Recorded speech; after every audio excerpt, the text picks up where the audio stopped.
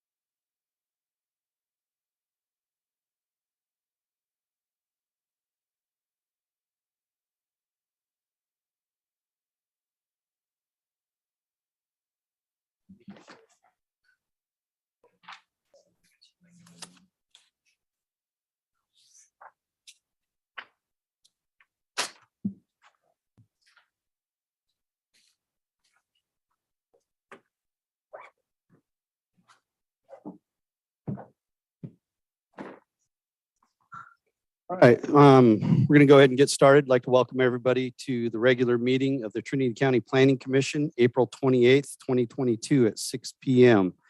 If you'll all join me with the pledge, we'll get started.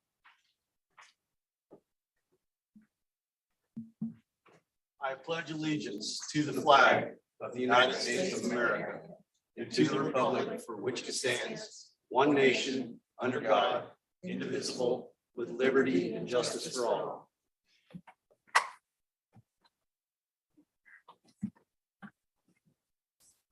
Okay, I'd like to call this meeting to order. We'll start tonight with public comment. Is there anybody in the room here who would like to comment? Just please state your name. Hi, my name's Gail Goodyear, and I'm a property owner in North Weaverville.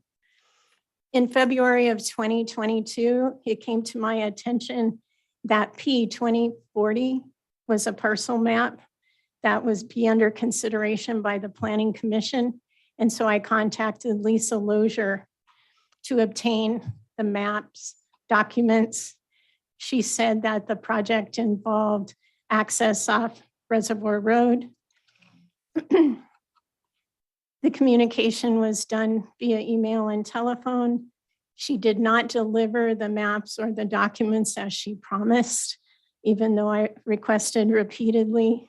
On March 9th, I wrote a letter addressed to the Planning Department and to the Trinity County Planning Commission, emphasizing the importance of emergency access and fire exit from this area of Weaverville. A road in addition to Reservoir Road was needed, and it's my understanding that letter was not delivered to you before you made your vote last week or 2 weeks ago, April 14th. Secondary access from this area on the top of Jackass Ridge is not new. In previously proposed development, the same requirement was adhered to the development. Additional road is valid, necessary for public safety. The discomfiture of the commission that I observed in watching the YouTube video of the April 14th meeting regarding fire and emergency access was warranted. Yet no documentation from the fire agencies was presented, only hearsay. It really is of importance to these agencies, as anyone driving a fire truck up onto Jackass Ridge off of Reservoir Road has to make a sharp right and uphill. So anything that happens around in that area will affect their access. What will you do to remedy this April 14th vote? Secondary access is essential to safety in this area and to the whole town of Weaverville.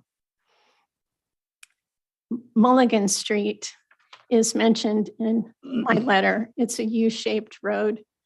It actually is on the original roadway to Trinity Center from downtown Weaverville. And Highway 3 was pushed through on the south side of it. On various other Planning Commission meetings, people in the neighborhoods here have asked that Mulligan Street have no on-street parking. And this is needed for emergency vehicles and emergency exit. Construction Thank of, you, Gail. pardon me? Your time is up. Construction of road widening at Manzanita Drive to the entrance of Mulligan Street has been requested on a number of occasions. And most recently, when the building on that corner was remodeled. Both Rick Tippett and the building contractor were contacted Gail, to thanks. extend the access and the culvert. I really appreciate your time and your consideration of my few extra minutes, considering all the time it took me to get here. Thank you, Gail. Thank you. I appreciate your comments. I can actually speak a little bit to this. Gail reached out after our last meeting in an email to me, and I did respond to her. She did provide me with all this information that she's shared tonight. I did forward that information on to staff as well as Mr. Pence. He assured me that he was meeting with both CAL FIRE and our local fire department to address your concerns and make sure that they didn't have concerns that you had brought up. So I am looking to staff to follow up. I don't even know who is staff. It's you? That's me. So we are going to be looking for a follow-up on that to see what the fire marshals did say and did agree. And just Chair Sean Connell, just want to make sure you sent that to Andy Pence at DOT, correct? That was correct. And Lisa Lozier when she was still. Okay, I'll follow up with Andy and we'll make sure we address it. Appreciate that. I think Deborah got a copy of that, maybe? No? Okay. So if you guys could, that would be great. And Ms. Goodyear, we will get back to you and let you know what they say. And I realized that all of you are new and that I realize that all of you are new to the commission and also that the people who might be working for the fire agencies may not be familiar with the history that I presented in my letter. I forwarded that to them as well. So that fire people saw the letter. They Okay, did. Thank you. Yep. Thank you. Is there any Chair other? Sharp, I have David Colbeck on to make a comment. Perfect. Good evening, Chair, Commissioners. This is David Colbeck, DOT Interim Deputy Director. I did want to speak to that only in that I can add to this discussion if it is agendized, and we are willing to do that when the time is right. I will coordinate with the Planning Department if that is needed, but I feel it needs to be agendized in order for that discussion to continue. Otherwise, I am happy to answer some minor questions now if needed.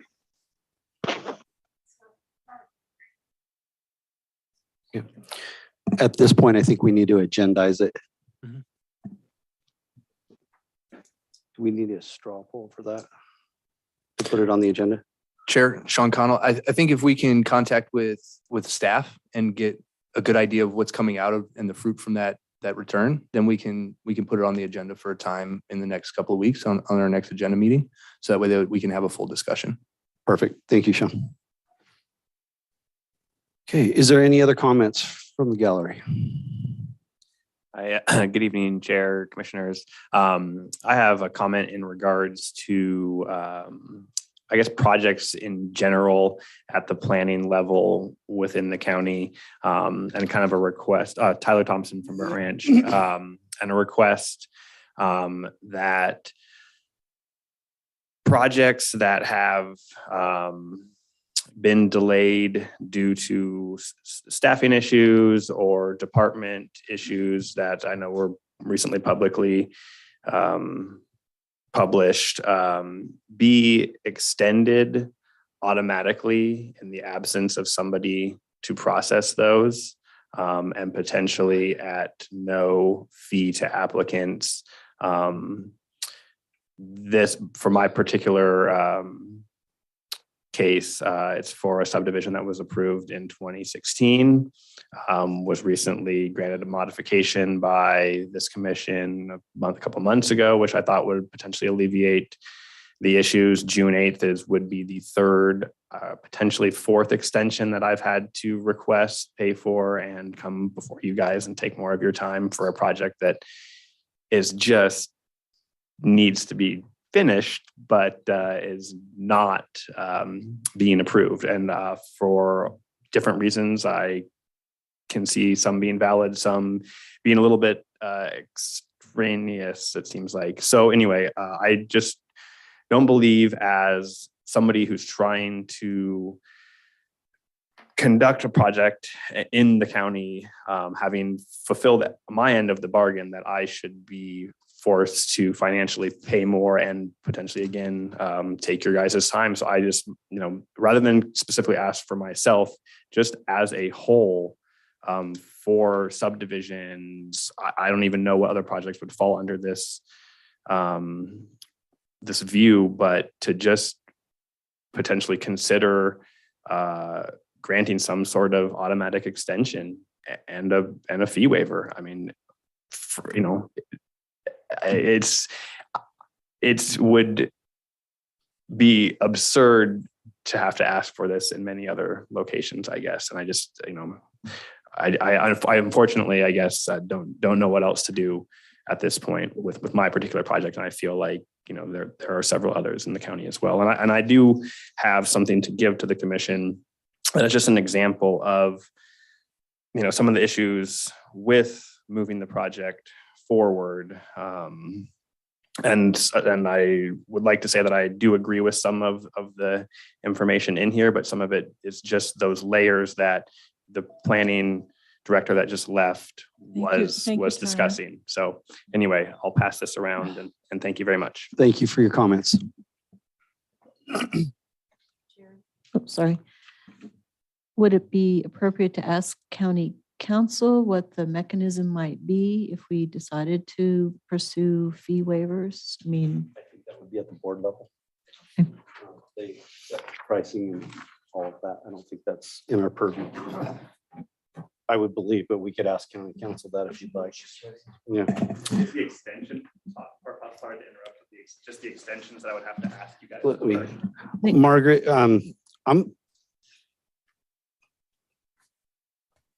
Okay, sorry, had the ability to unmute. all right.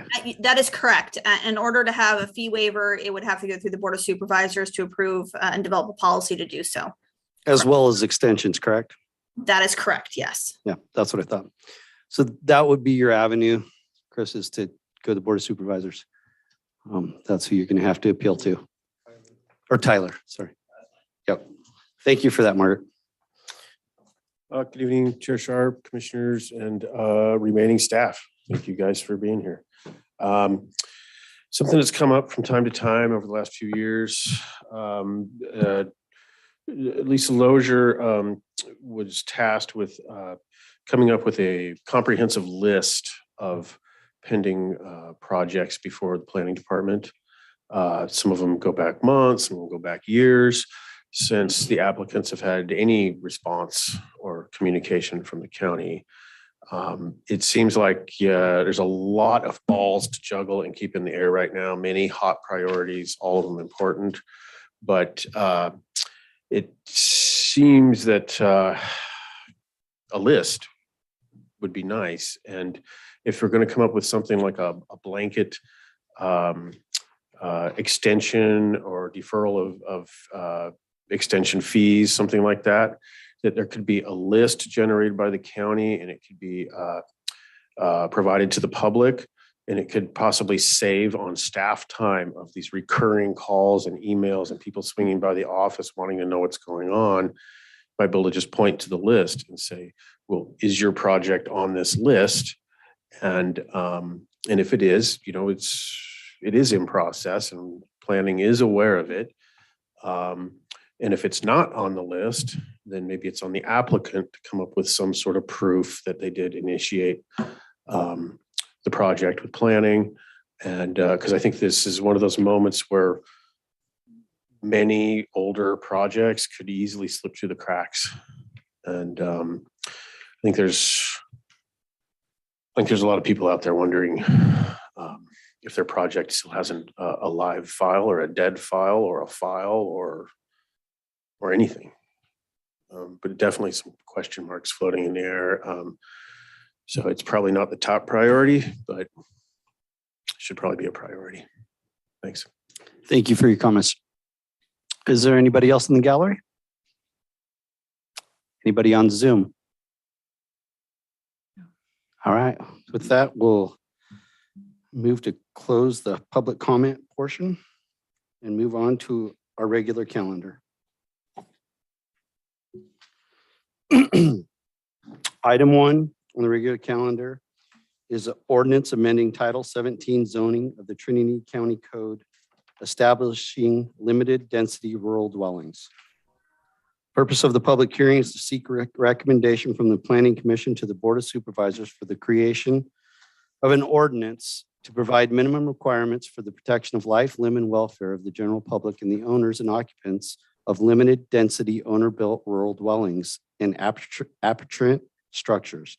The provision of this ordinance shall apply to the construction, enlargement, conversion, alteration, repair, use, maintenance, and occupancy of limited density owner-built rural dwelling and appurtenant structures. A notice of exemption may be considered for this project. With that, I'd like to turn it over to staff. Thank you, Commission. Margaret Long, County Counsel. I'll kick this off, just give a little bit of a history on this, as I believe I'm one of the only staff members that's still around since when this concept came into play. This is something that the Commission had been eager to bring up to the Board of Supervisors for a period of time. The Board of Supervisors did appoint an ad hoc committee of individuals to two board members to work through the process and determine if it was appropriate for the county. In doing so, the ad hoc committee, which is comprised of Supervisor Fraser and Supervisor Gogan, did come up with a draft of what a limited density rural dwelling ordinance would look like. And for short, we'll just call it Class K housing. Attached for your review is a copy of it. In doing so, there were some questions that remained as part of the ad hoc that they were asking and really looking for guidance from the Planning Commission. Specifically under staff recommendation on the staff report, you'll see there are 4 questions that they were eager to get opinions not only from the commission, but from the public on. Specifically looking at whether the zones that had been selected for this type of housing were appropriate, whether they should be reduced or expanded. The recommendation is for it to be an unclassified ag preserve, rural residential, ag forest, and agricultural zones. The second question was looking at what size parcel should this Class K housing be allowed on. The ad hoc committee was going between 2.5 and 5 acres and are looking for some guidance from the commission and the public in terms of what would be appropriate size of a parcel for this to be allowed on. The other question that was coming up and needs discussion is what type of permit should be allowed. Whether it would be a single year, whether it would be multiple years, like 3 years, or whether it should be a longer period of time, meaning when you apply for the ability to have Class K housing, how long should that permit be valid for? And the last one is how to handle residing on these structures or on these properties while the owner build structure is being built. Should that be allowed or should that not be allowed? And again, there is an environmental CEQA analysis that we're asking you to look at. Happy to answer questions on that. And happy to answer questions on anything. The ordinance is pretty straightforward in how it was written. It was brought to both building staff and environmental staff for their comments, which were incorporated therein, and was also brought to planning staff. Interim Director Mosier made some significant changes on it prior to her departure. So it has at this point staff approval. Pending the questions that were articulated as part of the staff report. So I'm happy to take questions on it.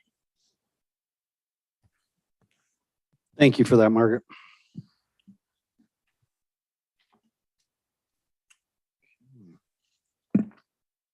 Is there any questions for Margaret? I have a question.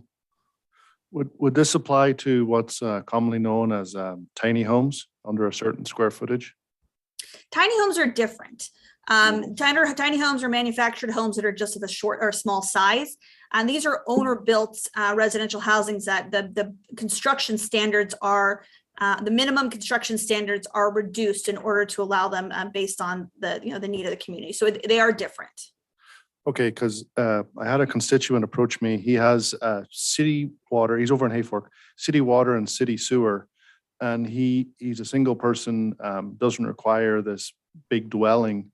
And since he's already connected to some of the infrastructure, he had said he'd run into some problems with getting his dwelling approved. And he's not quite sure why he has to build a bigger house when it's just himself. You know, he's just a simple guy, you know, wants to live a simple little life. So I just wasn't sure if this applied to that, or is that a different venue or a different issue? Thank you. I was gonna say, it may apply depending on the size of the property, who's building it, how is what, you know, what it's looking at. But if it's a kit house that has been purchased, most likely no. Okay, thank you. If I may add, typically tiny homes are built on trailer chassis. I might have said a tiny home, you know, just in my own head. I would have to check with him to see whether it is a, you know, a trailer chassis like you're explaining. Right, and so those tiny homes are only allowed in RVs because they fit under. They're not permitted as a home because they are more of a towable vehicle. Sure. So would that be covered under the director's use permit that I think Skylar was working on? But let's hold off on Is that part of that? It isn't, but we can get to that. There is an answer for your question. Okay. But let's keep it to staff. Is there any other questions for staff? So I have a question. So it's great that you have comments from the building department and environmental health. I was wondering if you coordinated with the schools on the school developer fee, which is based on square footage. Some of the other ordinances that I looked at specify that in the application, you have to, you know, identify the square footage, because the school developer fee is based on the habitable square footage. And according to the school guidelines, if you're more than 20 square feet off, they adjust the fee. So it's, you know, it's not just a real rough, it's kind of as close as you can get to the square footage. So I'm just curious if we need to check with them on how the building department would tell them what the square footage is, so they know what they should bill the owner builder. So no, the school was not consulted on it. But if this is approved and to move through, we would definitely have to establish a mechanism to determine square footage. And again, that this is reducing the standards, but it's not completely eliminating them. So we're still going to have access to that. Yeah, I think information. the report reads that they still have to provide a blueprint, a plan to the building department. I mean, there's exceptions, but this doesn't in any way mitigate the building department being part of this process. Right. Or reviewing what size. It's just very, very vague on the application and the plan information they have to submit. Anyway. Okay, that was my question. I have a question, if I may. Go ahead. Chair, and it might be more for the discussion of our recommendations, but in attachment 1, section J, with regards to roofing, it mentioned that building structure and construction pursuant to this chapter shall be roofed with metal roofing at a pitch sufficient for snow, et cetera. And so for Class K, would it be, so the roofing must be metal roofing for Class K? Is that how I interpret that? That is correct. Okay. That's something I'd like to discuss. Yeah, we can go back. So let's One more question. So the CAL FIRE standards still apply, correct? Yeah. Correct. Okay, thank you. okay, I think unless there's any more questions from us, we move it out to the public for comment, and then we'll bring it back to the commission here for discussion, and we can probably get a lot of these questions answered. Okay, at this time, I'm going to open this up to public comment. Is there anybody here in the gallery that would like to speak?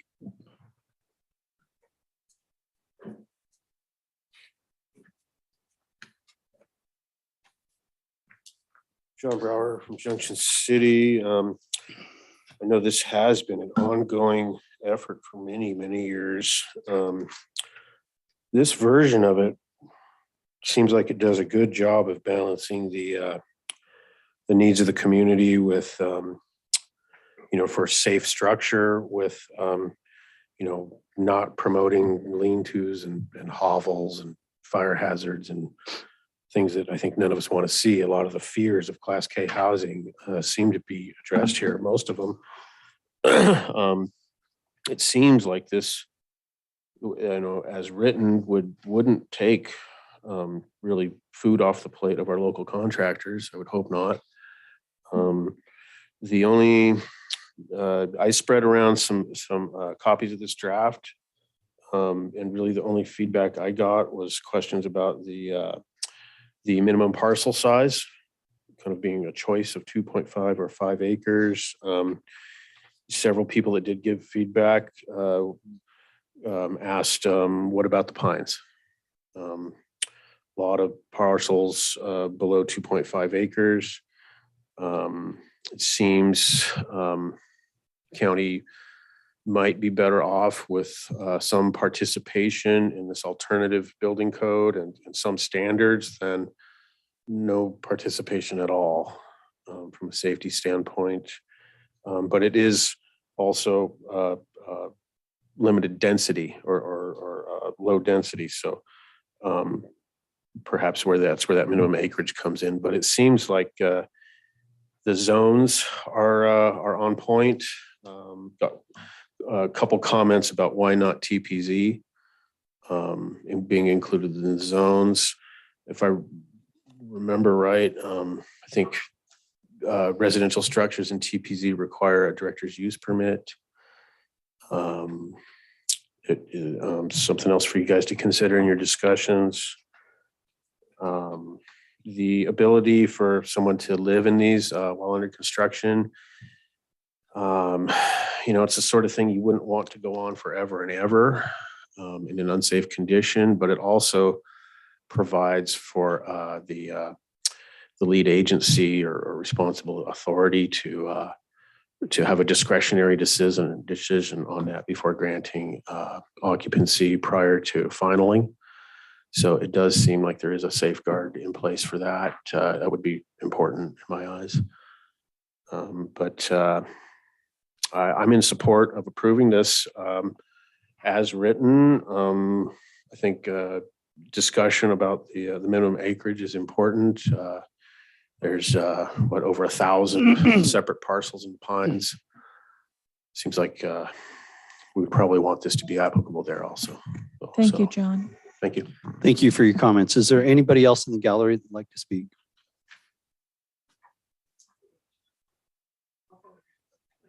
Hey, good evening, Adrian Keys from Hayfork. I think this is great that we finally got this in front of the Planning Commission. It's been a long time coming. We all know Trinity County has taken a beating in the last couple of years with houses burning down. A lot of them in our more remote rural areas, and possibly some of them in TPZ. So I would also request that the consideration of TPZ be discussed.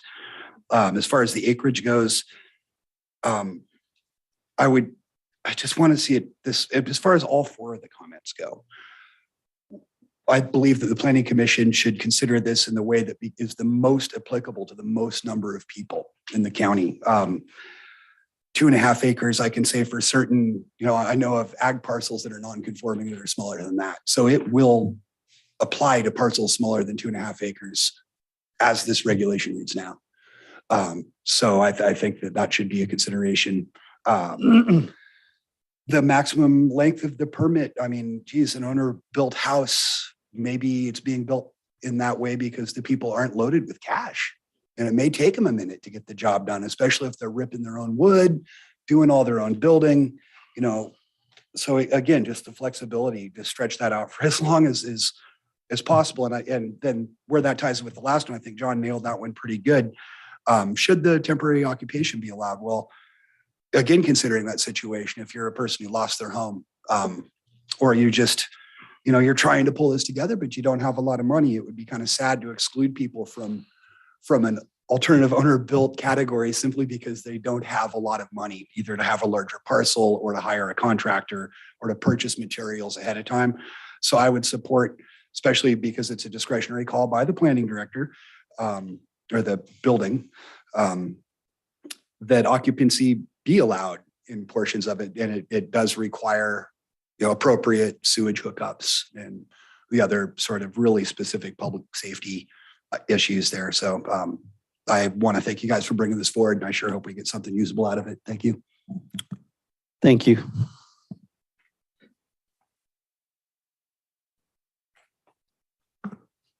Hello, my name is Anjanette Taft. I'm a homeowner in Hayfork and Weaverville and Coffee Creek. And the fires this year decimated the home we have there and my neighbors. And when I saw that we have a choice here between 2.5 acre minimum and a 5 acre minimum, it just is imperative in my mind that it be the lowest size. The people who have homes in these rural areas don't necessarily have a lot of acreage. Some of it's where they live and they raise their families there in Coffee Creek, for example. There's also people that are there as a second home, but in either case, it's imperative that they have a chance to rebuild just because they didn't buy 10 acres when they bought the first time. And I don't know the zoning downriver, but I can't imagine that there's not a lot of rural housing in the downriver area, which also burned. And those people would also maybe maybe they only have 2.5 acres or 3 or 4 acres. And putting a 5 acre minimum on it would exclude so many people who need to be able to rebuild. I hope that you'll definitely consider making it a 2.5 acre minimum. Thank you. Thank you for your comments. Is there anybody else in the gallery?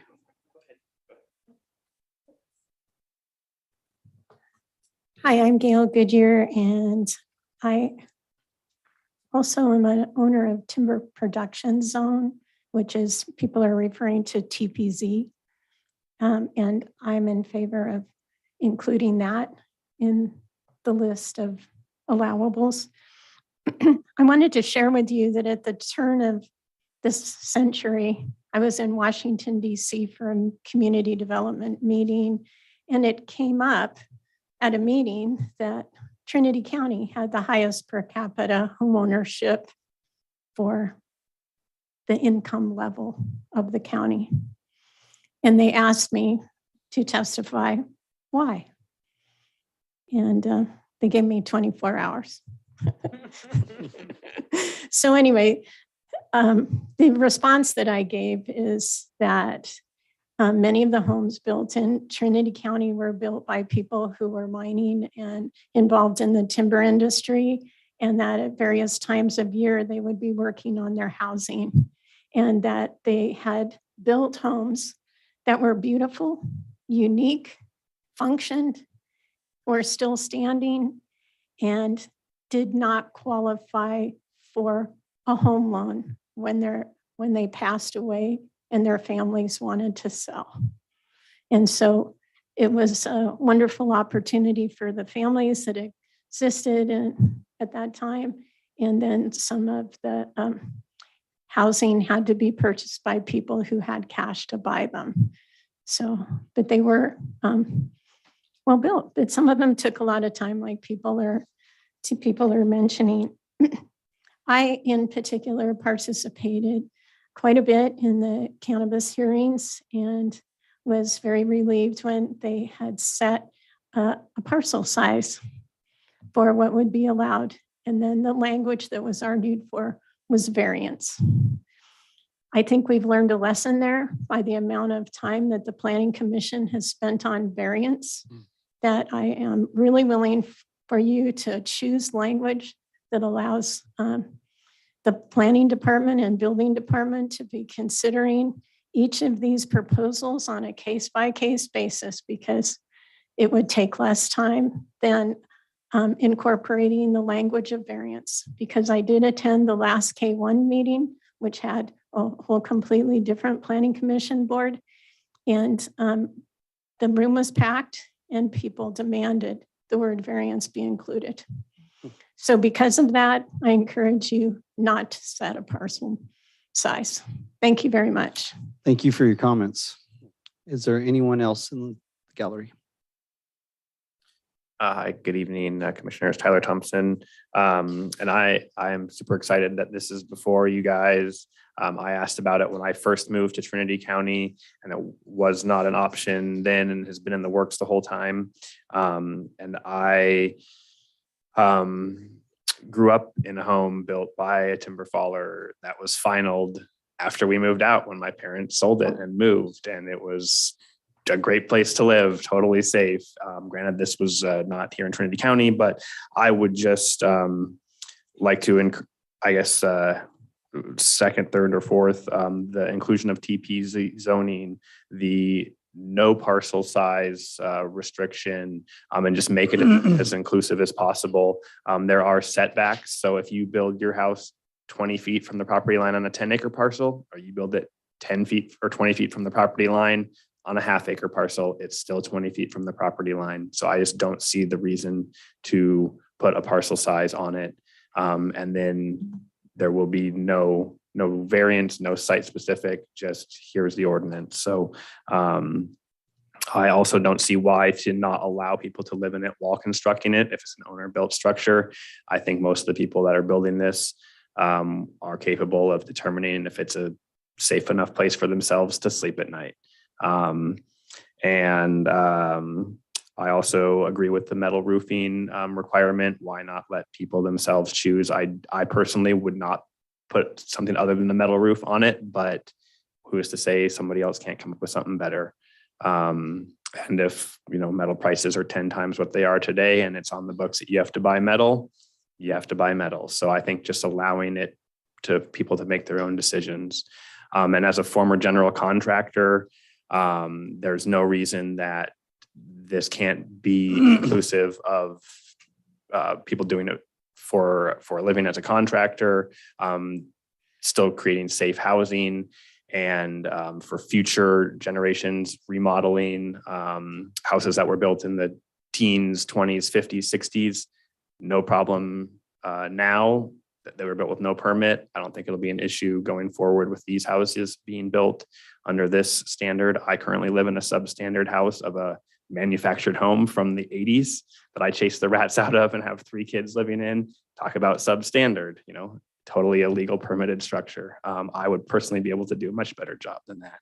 And also as a former contractor involved in LEED building, which was Oregon standard for green building alternatives. There was a lot of things that didn't fit the box for standard construction that are much more environmentally sustainable and friendly than just standard cookie cutter building code requirements. So I just think there's so many reasons to have this. I do agree that there will be people that will probably take advantage, Thank you, but Tyler. the good outweighs the bad. So thank you very much. Thanks for your comments.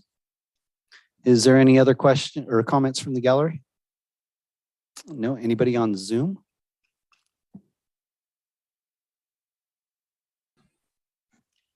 Go ahead, Ag. Oh, this is Abby Goodyear. Good evening, commissioners. I live in Weaverville. I just wanted to echo what everybody else has been saying this evening, which is to please don't limit the size of parcels when you are creating this ordinance, and also to please add TPZ zoning as allowable as well. Even if you have to get a variance, it just will help us a lot. I am somebody who will be directly affected by the parcel size if they go above 2.5. I live in a rural residential property. It is 1.23 acres. I have a lot of neighbors that could also benefit from this. And we talk about substandard housing, chasing rats, putting buckets out when the roof leaks. We were on track to be able to replace our modular home this year. Prices have gone up, and just within the month that it took for the contractor to get an answer back from the Planning Commission about certain new rules, the price jumped $20,000. And then a week later, it jumped another $7,500. We're now priced out of replacing our modular home. And boy, this sure would make a huge difference if you could make this happen for properties that are below 2.5, as low as it gets, as long as they're zone correct. That's what I would say. So thank you for your time, and thank you for working on this. We've been waiting for it for a long time. Thank you for your comments.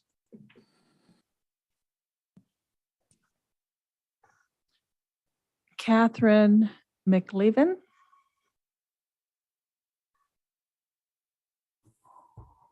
Hello, my name is Catherine McElveen, and I'm here with my husband, Martin Nelson. We have property on Coffee Creek. So I want to echo the same thing that you've heard from the other people who have attended here. We are asking very much that you do not limit parcel size Our property is under 5 acres. So if you make it 5 acres, we would not be allowed to rebuild. Also, we're asking as well, because we live 240 miles away from our property, for at least a 3-year permitting time. Our trips are weekends or long weekends only, so the rebuild process will go slowly for us. As much leeway as we can have in time would be very much appreciated. And I also want to echo, we are very grateful for the opportunity to speak to you and to have you listen. Thank you. Thank you for your comments. Jeff Gadelia? Jeff, you might need to. Can you hear me? We got you. All right, it wasn't letting me unmute. Jeff Gadella, Xenia, echoing what pretty much everybody else has said. South County needs this bad. You know, fires have wiped out a large portion of South County. South County, I guess, also includes the Pines, which it would be terrible to exclude that area. That area is in transition right now, and they could use all the help they can get. You know, people are trying to rebuild from fires, and they're not going to rebuild if they can't afford it. And that's a lot of people. Anything the county or you as a commission can do to help with that is going to help the county in general, and it's going to help the county for decades. The zoning, anywhere you can build a residence, you should be able to get Class K or whatever we're calling this. That includes unclassified, which is a huge portion of the county. As a commission, this is your chance to really take the county's boot off the neck of the person who's just trying to live here. They're just trying to maintain, make a living, you know, live their lives in a beautiful area. A lot of those people don't have 2.5 acres. They have less than an acre. They should be able to do this as well. A lot of people would love to build an ADU on their parcel to rent out as extra income, or as a vacation rental, or to bring their in-laws in. Just so many good purposes for this, and to make it affordable for people to do. The county right now has a huge manpower shortage, especially in the North County in Weaverville. And if people could build ADUs, the county would possibly be able to hire more people, because they would have someplace to live and get situated until they can maybe buy their own place. This just makes sense for Trinity. Don't make this another bureaucratic, massive steps to complete that don't make sense for everybody. Just let people build. A lot of the fears of 5 years ago, they don't exist now. There is no more green rush. There's a bunch of hippies aren't going to move in and build ridiculous looking sheds. People are just trying to live and rebuild from fire. Thank you. Thank you for your comments. Ready? Tom Blanco? Good evening, Mr. Chair, members of the commission. Tom Blanco, Douglas City. Very happy to see this in front of you. I want to acknowledge staff, whoever staff may be at this point. I don't know who had a hand in this. Obviously, Margaret, whoever at planning, transpo, environmental health. I know cannabis has been the dominant issue in Trinity County. So I appreciate everybody who made some time in their very busy schedules to address this issue that not only do I think is very appropriate, I would support this even if I didn't personally support it, just because of the broad appeal it has in the county. I think it's it's good to have something that we can all agree on. It reminds us that we all live here together. So I would echo all the comments I've heard, especially regarding TPZ. I know TPZ tends to be larger parcels, so maybe we think there aren't homes there, but I look at appurtenant structures. I think those would be very appropriate. Somebody with a small mill, there's no reason they shouldn't be able to build a shop around that mill out of lumber they mill on their own property. So I'd love to see TPZ added. As regards the parcel size, I too would hate to see people excluded. So I would suggest two potential compromises in case anyone feels strongly about a parcel limitation. That one option, we allow anybody who lost a structure in a fire, regardless of parcel size, to replace using these regulations.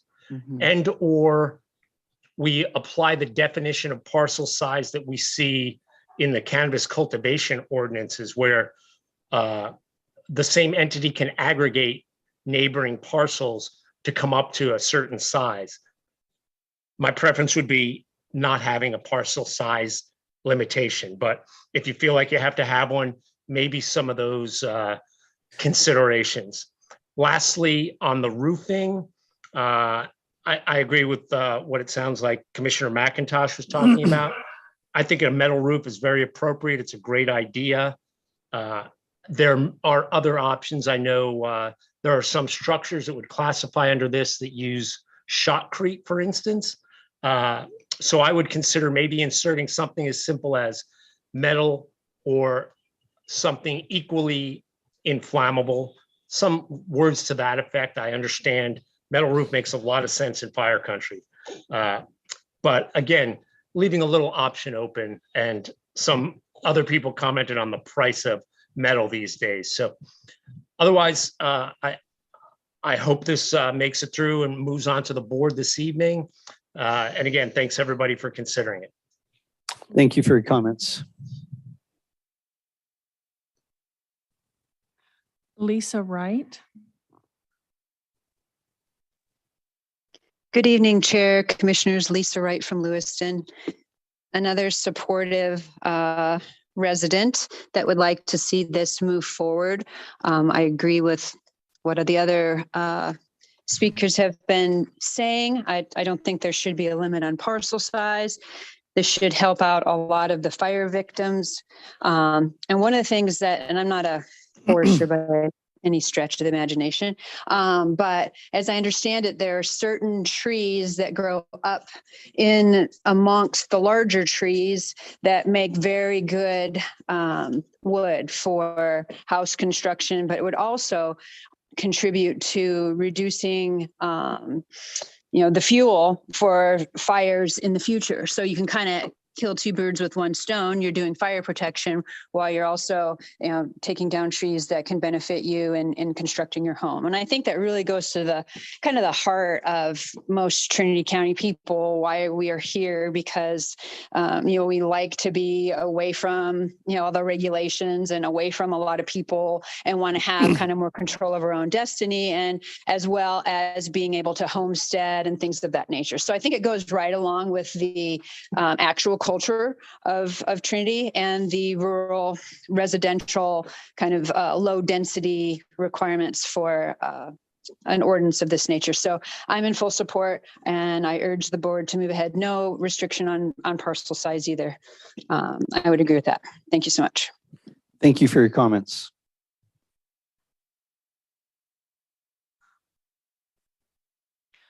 Amanda Barriger. Hi, thanks for taking my comment. My name is Amanda Berger. I live in Junction City. I just want to resonate with everybody else's comments, just kind of add to that. So, but really important thing is just not to limit it by parcel size. We have a piece of property that's just under 2 acres. We are super lucky to still have a home after last year's fire. And, I'm a perfect example of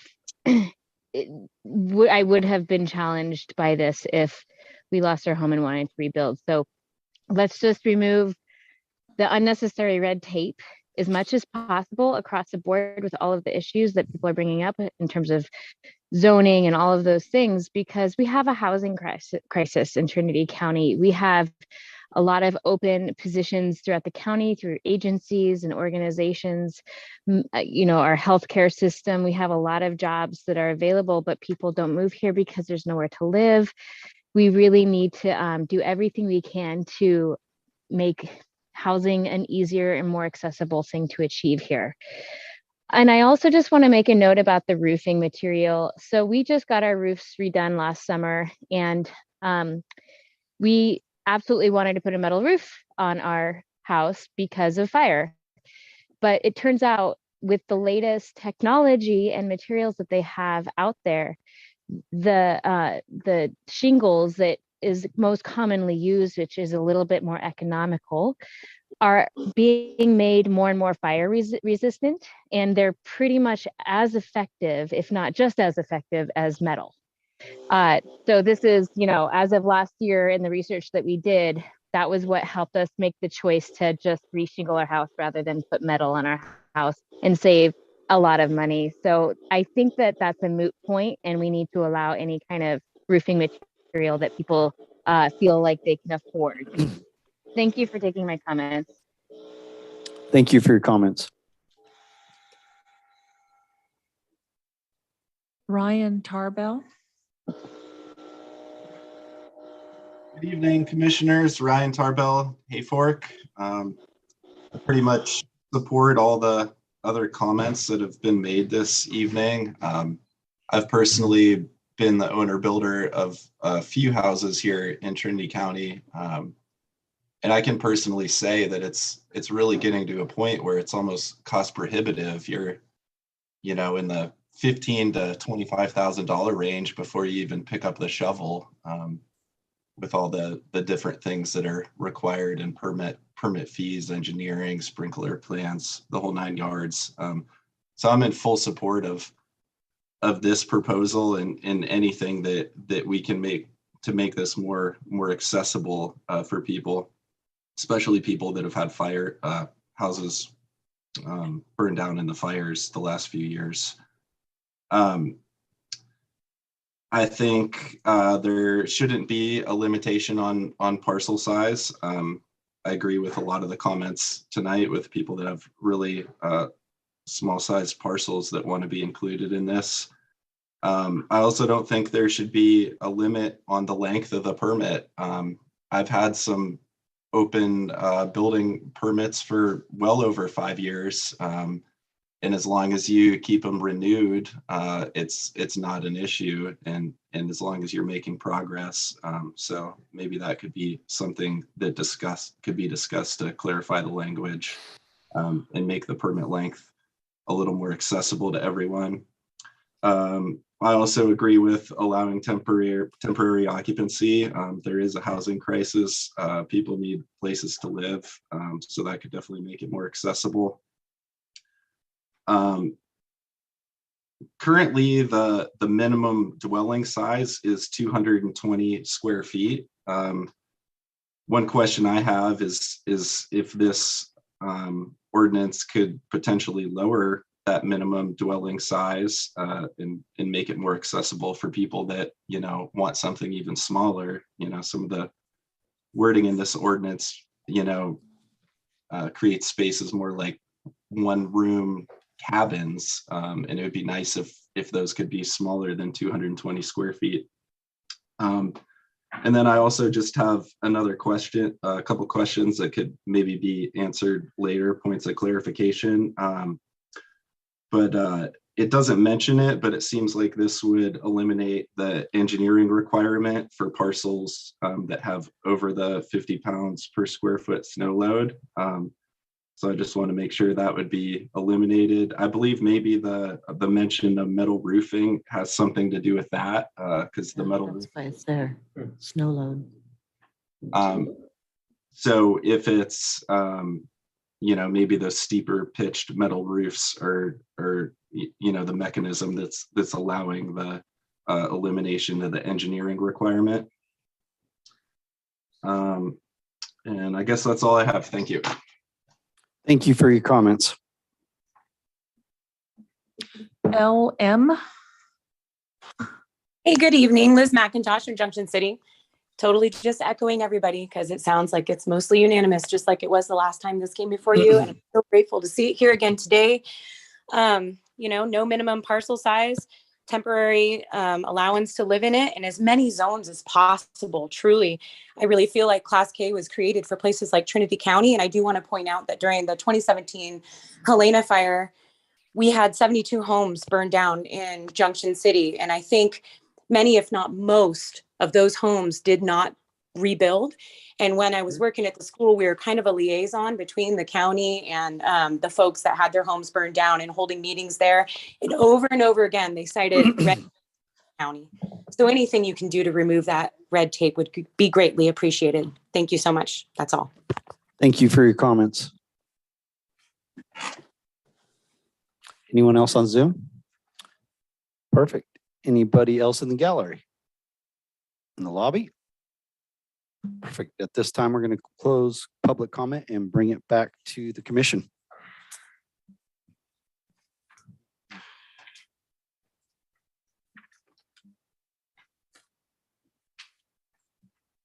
Okay, commissioners, I'm going to open it up to you guys first. Carol, Duncan, anybody? Shoot. Do you want to go page by page, or how do you want to do that? I would like to, let's go page by page. I think that is a good idea, actually. I mean, there seems to be some pretty common threads to the issues, which I'm in agreement with most of them. So, but I think, yeah, let's review it page to page quickly and go from there. So, limited density rural dwellings, section 2, owner built, unless somebody has issue with definitions. Well, I had a question. So currently enforcement agency is only defined as the building department. But in some cases, environmental health would also need to be an enforcement agency, and then CAL FIRE. So I've noticed, I've been looking at the ordinances in the other counties, and in the other counties, sometimes they delineate who the other enforcement agencies would be, especially because later on we say that you have to notify enforcement agency when you're ready for an inspection. And so if you're only notifying the building department, how does it get it out to CAL FIRE or environmental health that you're also ready for an inspection? I think that's done during the permit process, that our building department. Yep, that's correct. Actually reaches out to those agencies, notifies them of your intent. And if they have feedback or concerns, they'll either inspect the property or be there on the final to approve it. Yeah, because CAL FIRE is going to be requiring the 2,500 gallons for water storage. So that's not part of the permit process per se, the initial application. They come out and look at that later. How does that work? I'm not sure. So at least when I built my house, they came out before I could get my occupancy permit to make sure that I had the road and the turnaround and the water storage. And then they communicated back to the building department. But so I'm just trying to figure out, how do you get all the enforcement agencies in the loop? I think that's a good comment. I think just for clarity, as part of this, as it's written, should probably indicate the agencies that will be required to contact in order to pull it off, just for the person building. So they know what the expectation is, and that there is no surprises from the building or planning, that this is all the agencies you need to contact to do this. And once you do this, if there is that process, if it isn't all handled internally, that it would just kind of give them a roadmap to success instead of failure. Right, exactly. No, I think it's a good comment. And then Anybody on, I had a comment on owner built. did anybody else have anything under definitions? No? Okay, so let's move on to owner built. So the state regulations on this, the presumption is that if you sell, lease, rent it within 3 years, then you're essentially not an owner builder. And so, and I looked at the other county ordinances. So Shasta's 3 years, Amador's 3 years. Humboldt's only 1 year, but it doesn't allow contractors to build the house without the owner involvement. And so I think that's to prevent flipping. So I'm just thinking, to be consistent with the state, that Title 24, Section 8, that we might want to consider 3 years. So someone, an owner builder is going to build a house, and they would have to live there, or have it. They couldn't sell it, lease it, or rent it until 3 years later. Again, to kind of prevent somebody coming in, building a house, living there for a year, moving out, selling it. So I just think, to be consistent with the state law, maybe we should consider 3 years. I tend to lean in that area too. That, unfortunately, there will be people that try to game the system. They do it for developers now already. You're only allowed so many before you become a developer. You fall under a different tax bracket.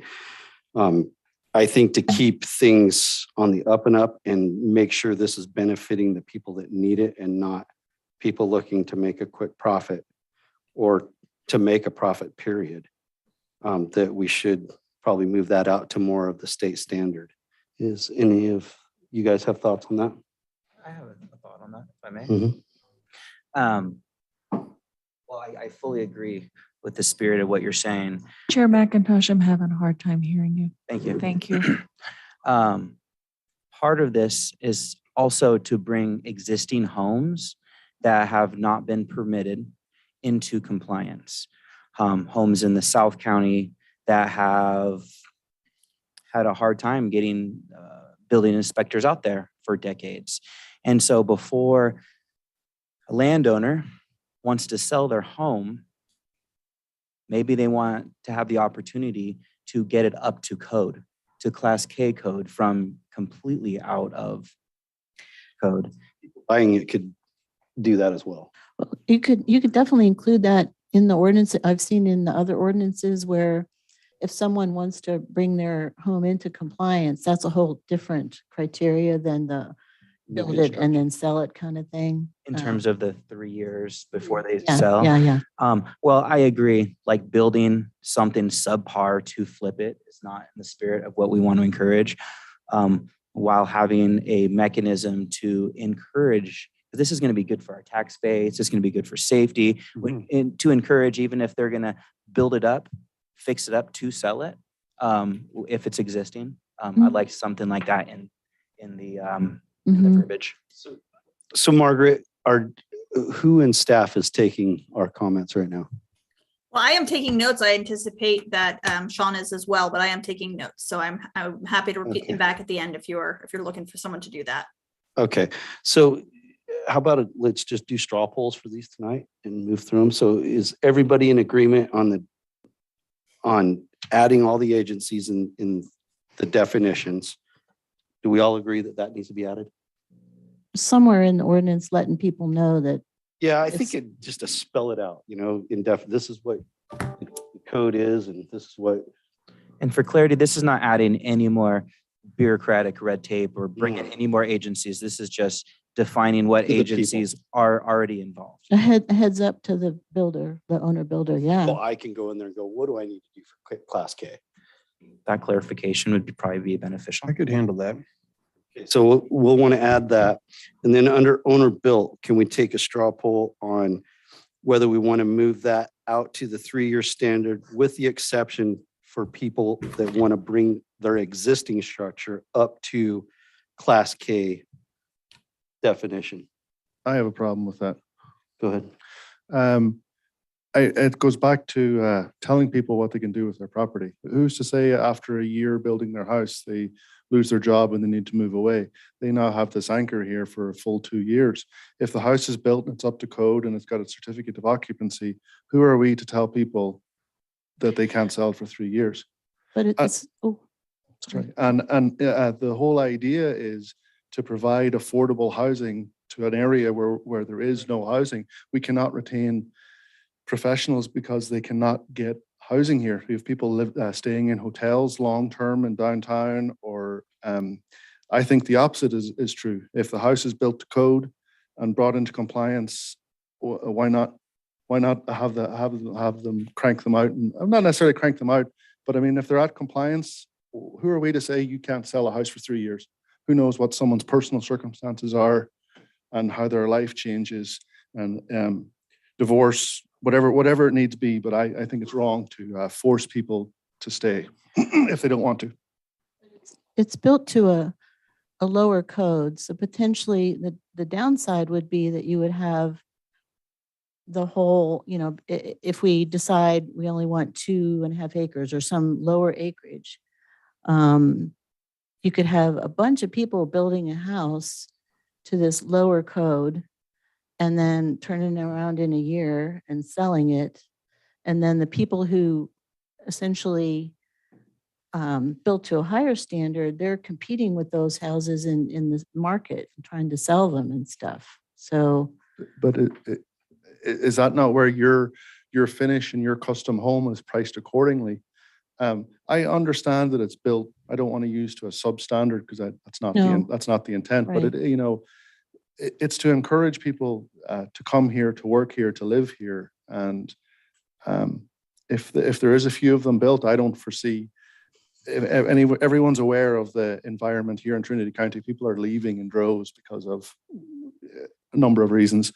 So I don't believe we'll have an influx of these lower houses. I mean that in the nicest way, but I think we should allow people the opportunity to build a house as necessary. And if they have to move away, then I don't believe we should put a term on it. well, I guess my concern is that we would be inconsistent with the whole state law too. I mean, the state law is 3 years. The presumption is if you aren't there for 3 years and you sell it in less than 3 years, then it doesn't really qualify for the owner built exemption. Did I mishear you, or did you say Humboldt is 1 year? Humboldt is 1 year, but they don't allow contractor built houses, which we are proposing to do. So you could have contractors come in. Somebody could say, I have this 2.5 acre parcel and I live in the Bay Area, but I want to have somebody build me a house. And I'm going to live there for a year and then I'm going to sell and leave. And just to clarify the difference in the two, the contractor is on the hook for 5 years after the house is built. Doesn't matter what house he built. Sure. So there's some safeguards in place there. Whereas, Humboldt requires skin in the game. You have to be, as an owner, you have to be providing a substantial amount of that effort to build the house. You can't just hire a contractor. Right. And is there not a good argument to say that since the contractor, as Chair Sharp explained, is on the hook for 5 years, he's not going to put out a substandard product because he knows he's on the hook for 5 years? So, I'm 100% behind it. The 3 years thing is kind of difficult for me. If I may add, I just spent 2 years remodeling my house. That was caving in because it was grandfathered in back in the 1950s, and it must have not been built to any standards because we got into the attic and it was heinous, and it was a real crisis, and we had to move out of our house and rebuild it from the ground up pretty much, and it was so expensive. It was it was cost prohibitive. I mean, and we went out on a big limb to fix our house to make it safe, to not crumble in on us. And so these California standards that continue to get more stringent for good reason in many cases, most cases, I'd say, are cost prohibitive. And this is to enable people to build homes in the rural cuts of our communities in a way that's affordable. So yeah, so that's what I just wanted to add to that. Can I share a thought? Yes. One of the thoughts that I also have, I kind of echo along the same line as Rory there, is like out in South County, is like the school system out there has a terrible time keeping employees. I think we all. And- I just want to keep us on topic tonight. Correct. But it was like, but because, and the reason I'm saying that is like, if we set this to the spot of 3 years, and it was like, and say, honestly, it's like the people's lives change, like Rory mentioned, divorce or loss of job or whatever, that would be so that could be so detrimental to the element of like, now I got this anchor or this thing tied around my leg and I'm stuck here and I can't do nothing. And and I agree with you both. I mean, I do. And I agree with you, Carol. The thing is the reasons, unfortunately, the reason we have to make laws is because everybody doesn't play fairly. Sure. And, if we made all of our laws based on, what if the guy hits hard times? We would have no law. So the reality is we have to make law that protects the people involved in it and protects the people around them and the economy and everything that has to go in with this. And we have to base those laws based on bad players, not on good players, or we wouldn't need laws, so the expectation is that when they set forth a 1 year, 3 year, whatever it may be, is that there will be people that are going to try to game the system and make a profit off of other people's inability to build a uniform home. And so we need to protect that and the people that are actually in that situation and want to do that for themselves so that bad actors don't come in and make a mess of this. And that's the reality. I mean, when they say a few bad apples spoil the whole basket, well, it's true. And I fully agree. Nobody should be yoked to something and we shouldn't be able to tell them that. But in construction and building, there are all sorts of these rules when it comes to development across the board, not just in housing, but in commercial, all the way across the board. In terms of not allowing them to sell it for a certain amount of time, Yeah. would you mind giving me an And example? I think this might have just recently changed, but you could actually not do an owner builder and sell it when you were done. You had to stay in it for 2 years before you could actually flip it. That was not communicated to still me. the same? I don't know if it's still, but it was like, but I remember that. It is. My owner builder, it's still not, well, half of it was signed off and the other half has not been signed off yet. That was not in any of the fine print in Trinity County. It had nothing about my ability to sell the property. It's a state law, I believe, and I could be speaking. I know it used to be, there was another one that you could only actually build 3 owner build homes in a certain amount of time. Am I right, Sean? Before you were considered a developer. Yeah. And you had to give it so many years in between building those 3. Sure, and I can understand that position, But you could see if they didn't put this in there, that I, as a developer, could come in and build 50 of these, unlimited amount of time, and sell them all. No, I'm agreeing with what you said, that there is a limit to what you can make within a certain period of time. So it would limit the people coming in and building 50. You know what I mean?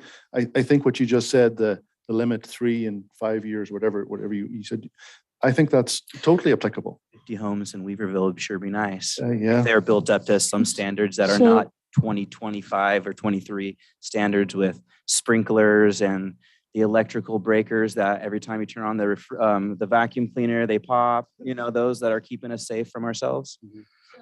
The other counties do have, some of them have a restriction that says that you can only apply to be an owner builder once every 2 years. Would that help? Yeah, I think so. that would certainly help. Yes. Are we all in I agreement could with agree that? with that. That prohibits speculative developers flipping more than one property. I think that's agreeable. I Yep. could agree, yeah.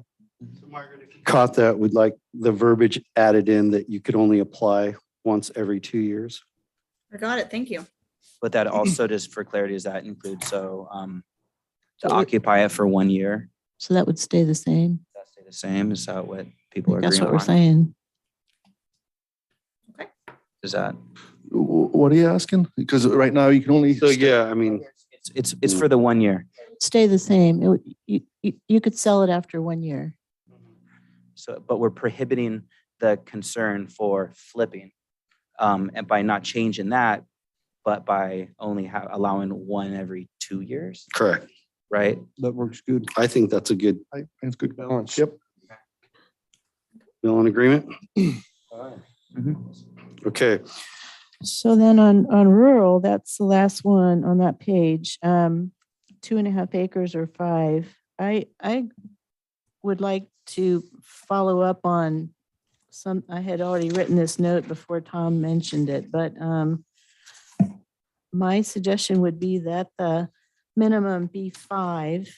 Oh, sorry, the minimum be 2.5, with the exception of if you are rebuilding after a disaster, and if you are proposing to bring an existing structure that was existing at the time the ordinance was adopted into compliance. So in other words, that would help the pines. So people with smaller than 2.5 acre parcels in the pines could come into compliance. And people who are rebuilding after a fire or flood or whatever, they could rebuild if they were smaller than 2.5. But otherwise, since this is supposed to be limited density rural development, I would like to stick to the 2.5 acre minimum. Would you be into the, what is the term, the aggregate parcels? Sure. Where if you could have 3 parcels connected? Yeah, that works too. I mean, yeah, because the spirit of this is not for it to be in Weaverville, right? This is to help the outskirts, right? And so how do we encourage this in as many different facets in the rural areas without encouraging it here in Weaverville? I think that might be a good approach. So just to clarify, you said that you would like a 2.5 unless it's after a fire and then they have an exemption? Mhm. Then it could be, if they're rebuilding after a fire, I don't care how big their parcel is. They should, a fire or flood, whatever natural disaster. Even if it's a fire that just burned down their house, that would be fine with me too, that they would be able to rebuild to this In the lower middle of standard. Weaverville? Oh, true, maybe Middle bad of idea. Trinity Well, Center?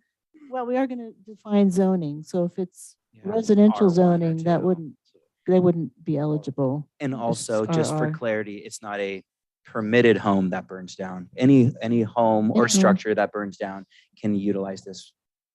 So I'm proposing 2.5 acre minimum with exceptions that would really help people who need to rebuild. So they could rebuild after a natural disaster. They could rebuild.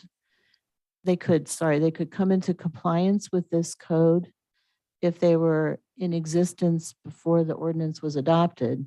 They just want to come into compliance. There's a lot of other counties that give like a 3-year period where they can come into compliance, or, just whenever if they wanted to come into compliance. And then, like you say, the aggregate parcels. And if I may add, recognizing that there are small parcels in very rural areas, even though they're ag 20s and they're 2 acre parcels. I'm not sure how those were formed in very rural areas. And so somebody has a home, a property way down in Kettenpalm, and their son buys an acre off to the side. It's obviously very rural. And so the possibility of having kind of a director's discretion with the understanding that this is for rural areas would be nice to add into the verbiage. I tend to agree. I'm sorry, I didn't mean to speak over you. No, that's all right. I was going to say, I agree as well with that, because it's like, I know of a few places in Ruth. There's not very many to my knowledge that are the 1 acre parcels, but I do know of one. Actually, I know of 2. One of the ladies burnt down during the fire. Actually, there was a couple on that road, and how it got broke up, I don't know. But I know there's 2 places on that one road that burnt down.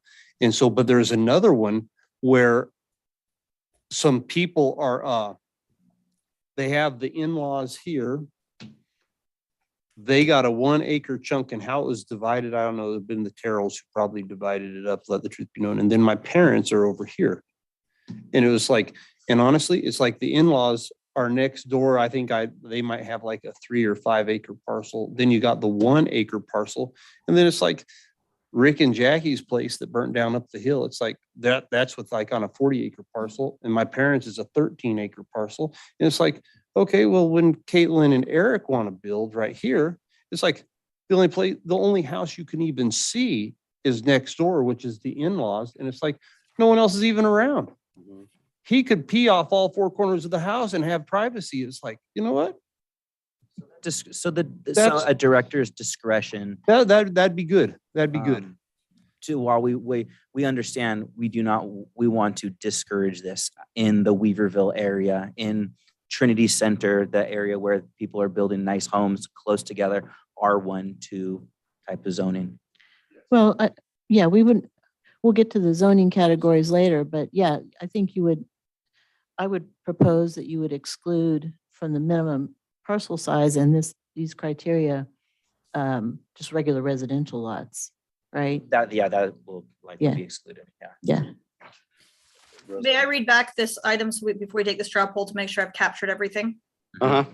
Okay, so we're looking at doing a 2.5 acre minimum unless you're rebuilding after a disaster or bringing an existing building that was in place before this ordinance into compliance.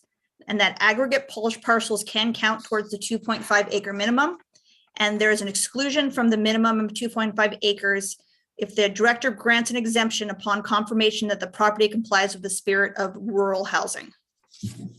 Sounds good. Sounds great to me. Sounds real good. Perfect. I have one question in regards to that. One of the 1 acre parcels that I'm thinking about that I said burnt down, right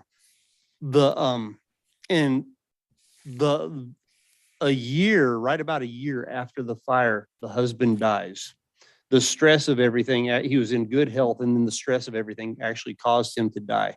His widow desires to move back there, but she's not capable, and because she's dealing with some dementia and stuff like that. The daughter, Peggy and Sandy, the daughter and the widow are on the parcel's name.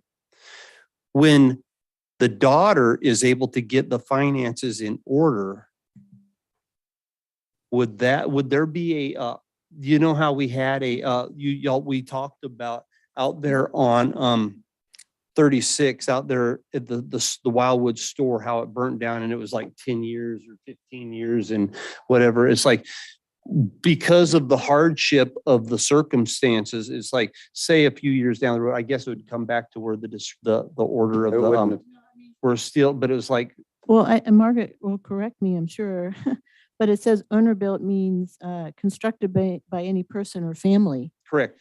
Who acts as the general contractor. So the daughter could, since she's part of the family, could be the owner builder herself or hire a contractor, right? Correct. But my thought was, but then I was just thinking we just kind of covered it at the timeline and the discretion of the director and stuff of that. Cause I was going to say, it's going to be a few years before she's going to be able to get all of her stuff together to where they can do something. And it's like, I didn't want them to be cut off because of timed out. I got you. That's a thank you. I don't think there's any verbiage in there that would cause that. Okay. And I think if it burnt down, it would be a matter of public record. So they could simply look and go, correct. You're the same name or relation. Point, Todd. But it is a good point. Okay, next page is issuance. Is there any questions on issuance? No. Me either. Application? I just had a question. The state ordinance on this has language that you have to stipulate that you are, an owner builder, and that's got taken out of our application. Do you know why that went away? Commissioner Fall, Director Connell, if I may. I think you're referencing 0.8 on C application. Notification by applicant that the structure is to be owner built or built for the occupancy of the owner by a licensed contractor. Okay, so that's the stipulation? Yep. Okay, perfect. Thank you. Any other questions on application? No. Any questions on plans? So, so on the application, so the plans and the application, neither of those really specify square footage. That was what I was trying to ask earlier. Isn't that further along here? Where did that 220 square foot come from? So they have to have a simplified diagram of the floor plan. Sean, can you speak to that? Where that 220 square foot? I'm 'Cause not. I sure didn't what read the that anywhere. 20 square foot is. I don't believe it actually gives you a minimum square footage. There's standards for building that have to be met. There's space and occupancies given the things that you need in the house, in an actual home to qualify. So I'm not sure where the 220 square feet is. That's not in But there. what I will say about calculating square footage is that even on a simplified floor plan, it should give me the dimensions of the box. That's how I would calculate square footage.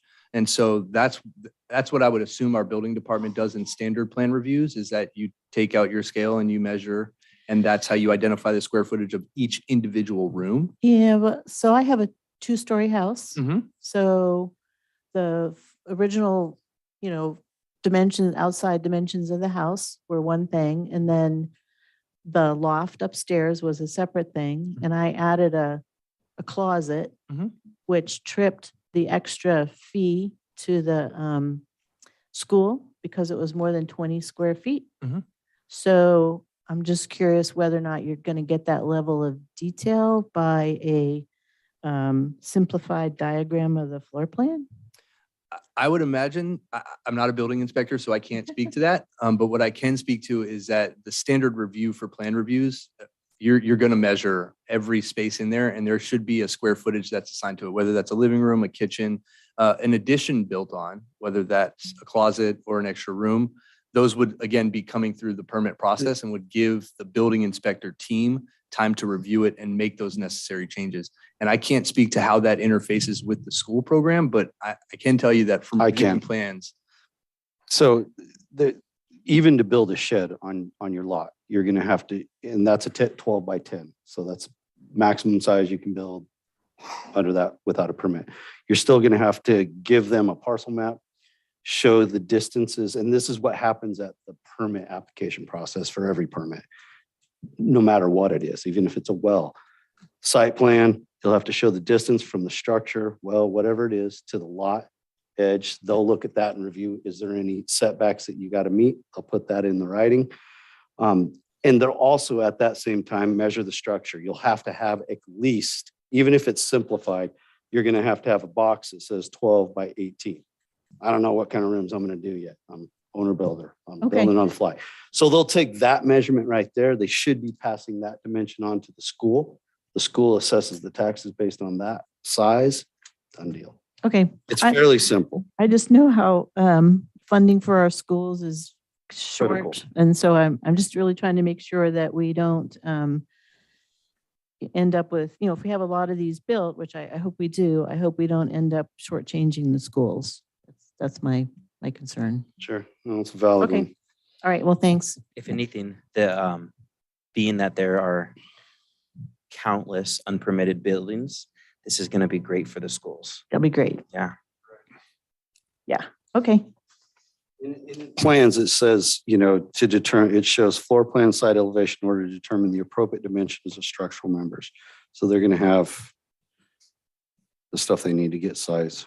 Okay, plans, we're good on. Modifications, which kind of brings us over to permit validity. Permit shall be valid with renewal for a maximum period of 3 years. I think this shouldn't be any different than a regular permit. I'm totally in agreement with everybody that called in that as long as you're actively working on it and renewing it when it comes up for renewal and there's actually progress being made on it, I don't think there should be a time limit. I agree wholeheartedly with you on that. For other structures, for building a home, there is no time limit.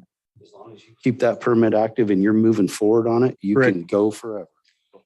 I agree wholeheartedly because honestly, it's like especially with a lot of the people have got burned out and stuff like that. It's like now trying to build and like the cost of building supplies so high.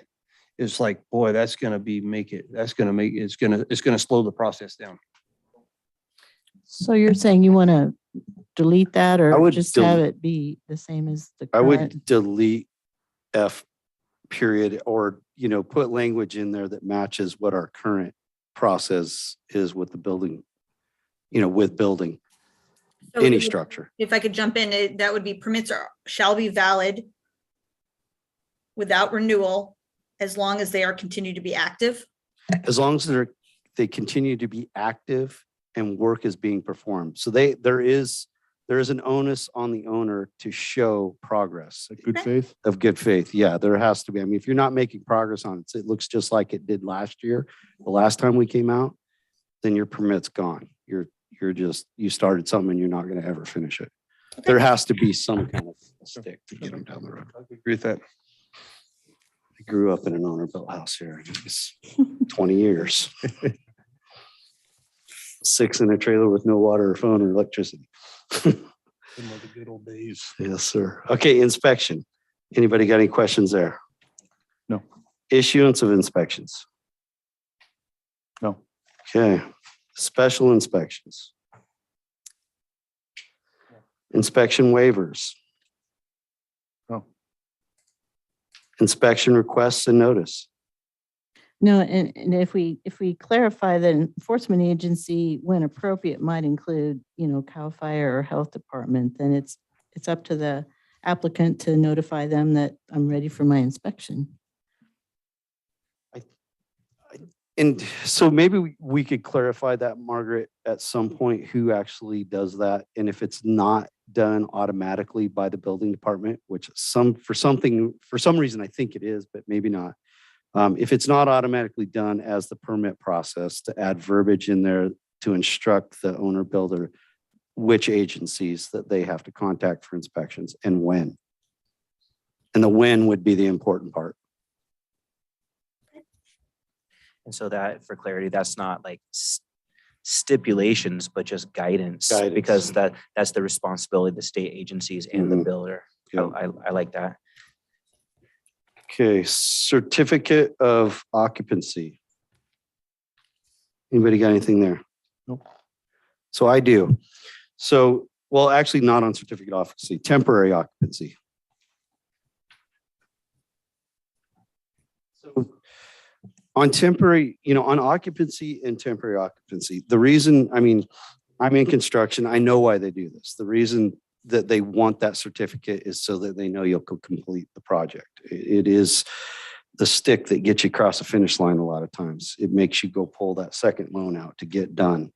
And it's important that, whatever we're doing, that we're helping people, but we're also helping our community and county as well in the long term.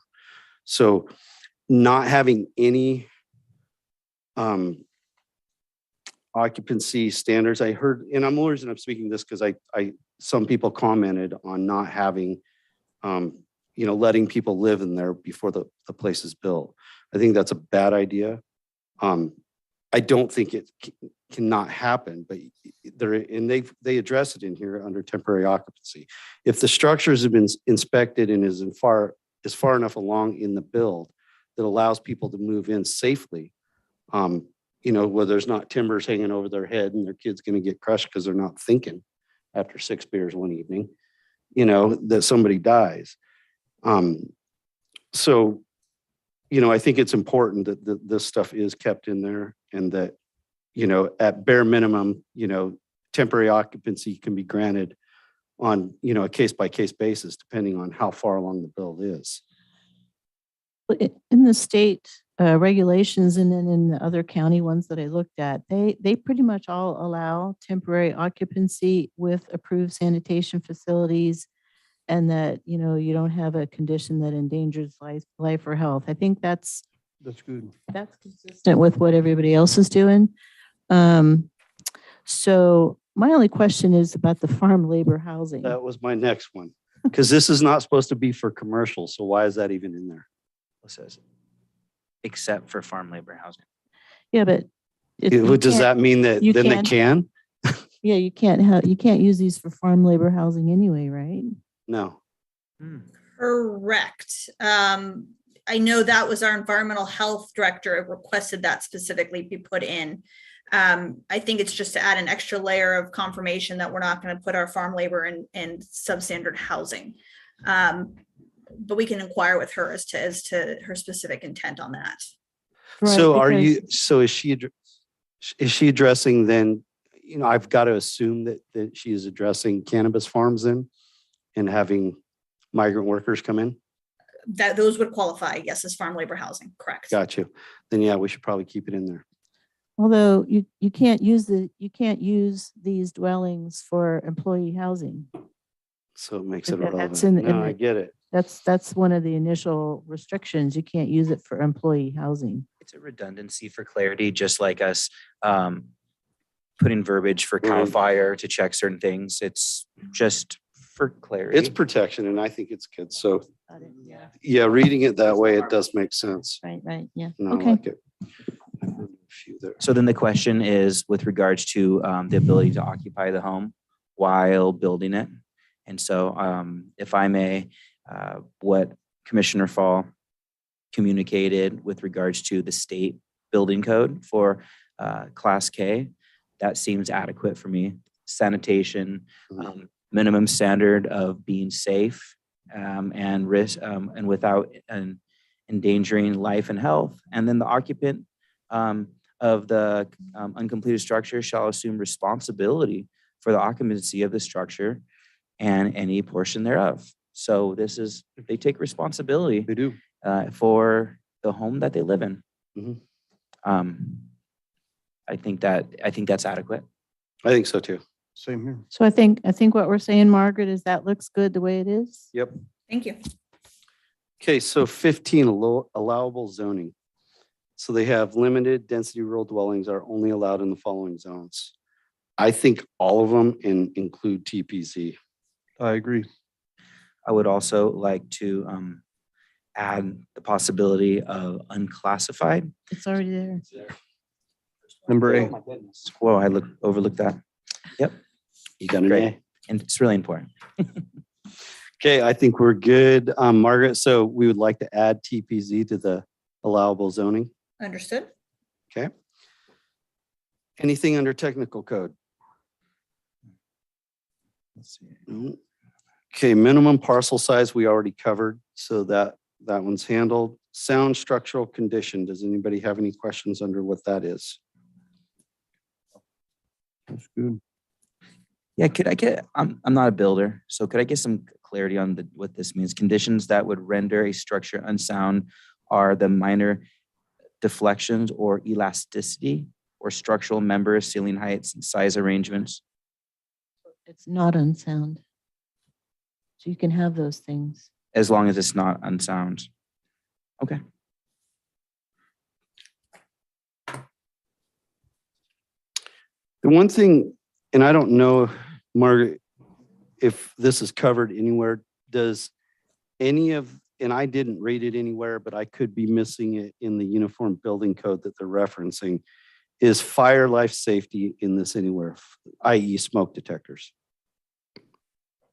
That is a good question. I believe the answer is yes, but I'm gonna have to dig into it while you keep going and I'll find it for you. Yeah, I'd like to make sure that that is definitely included. Right, because none of the fire standards are reduced for Class K. I mean, that's one of the components of it is that fire standards remain the same. Okay. So I think it's implied under that, and I think that's in the whereas. But let me find something that can give you comfort. Thanks, Margaret. Okay, next page, general requirements. Anybody got anything there? Okay, F, intent of general requirements. No. Okay, technical codes as basis of approval. Anything? Okay, structural requirements. No. Foundations. No. Roofing. I know we all have something here.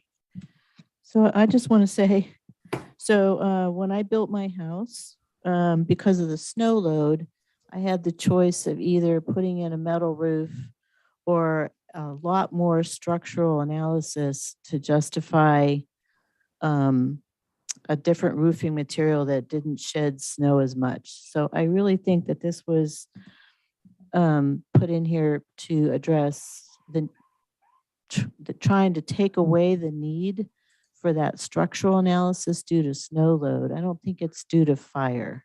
I think that's exactly right, because I can't see any other reason for it. None of it makes sense. In fact, I'd be against it except for that comment. So then the way to maybe fix it is say, you know, you can do the metal roof and then you don't have to do that detailed structural analysis, or, you know, you can do the structural analysis, you know, if appropriate, to justify an alternative building material or roofing material. Would that not be covered with the pitch of the roof and all of that stuff? My roof is 6 and 12. It depends. So It depends where you are in the county. Right. Yeah. Actually, it depends on the engineering. So, and my question here, and maybe one of you guys know this, is an engineered roof plan required in Class K? It's not. So that's what they're trying to alleviate here, because the only way to determine what kind of material and how big that you're going to use is to do a load factor versus the type of material and pitch a roof. And that's an engineering formula. And so if they're not going to do that, then they're going to do the next best thing, which is make everything slide off the roof, period. Correct. Which is only going to go with metal. So maybe encouraging, putting in verbiage that says, if not providing an engineered snow load, then I think that's good. I think if analysis, then metal roofing is mandatory. Yeah, I would say metal roofing would be mandatory if you're not going to do an engineered structural analysis. What do they call that? Roof engineering. And should elevation have anything to, I mean, I know this is mostly a mountainous region, but I live at 1,300 feet in elevation. So you probably have a 60-pound snow load down there? I have 140. And so do I need to have a metal roof? Well, maybe mine with such a low snow load. Could we ask the building department if they can specify elevations? You know, if you're below a certain elevation, you don't need to do. Go ahead. So that is actually codified in the California Building Code. It is a part of the administration portion where it details out the entire state. It details out the entire country, both wind and snow based on elevation. So that is a standard in Title 24 already, even though that we say here not all of Title 24 applies. That administration portion is that back end to give you those basics. Okay. So they'll still follow that. Yep. Perfect. So does that mean if you're below a certain elevation, you wouldn't need a metal roof? Well, they're not giving an option the way it's spelled. Right. How do we fix that? With our recommendations. So I understood you, what you wanted to say is that a metal roof would be required or an engineered structural analysis to determine if an alternate roofing material is appropriate or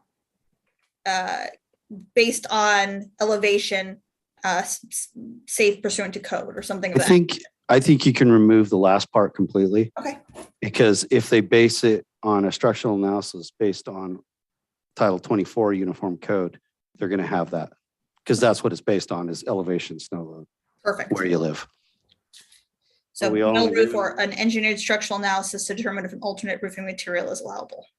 And so that implies that the elevation and the snow load is implied in if the alternative is allowable. They would have to factor all that in to do it. Okay, that makes sense.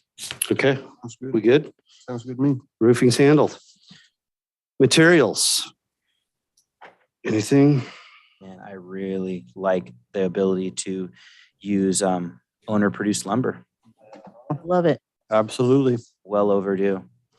I tried to use that on my house and it didn't work. And I got lots of trees. This is great. Yep. Mechanical requirements. Good. Heating capacity. Electrical requirements. I have a real problem with, no, I'm kidding. I think it's good. Installation requirements. Good. Exceptions to installation requirements. Okay. Room requirements.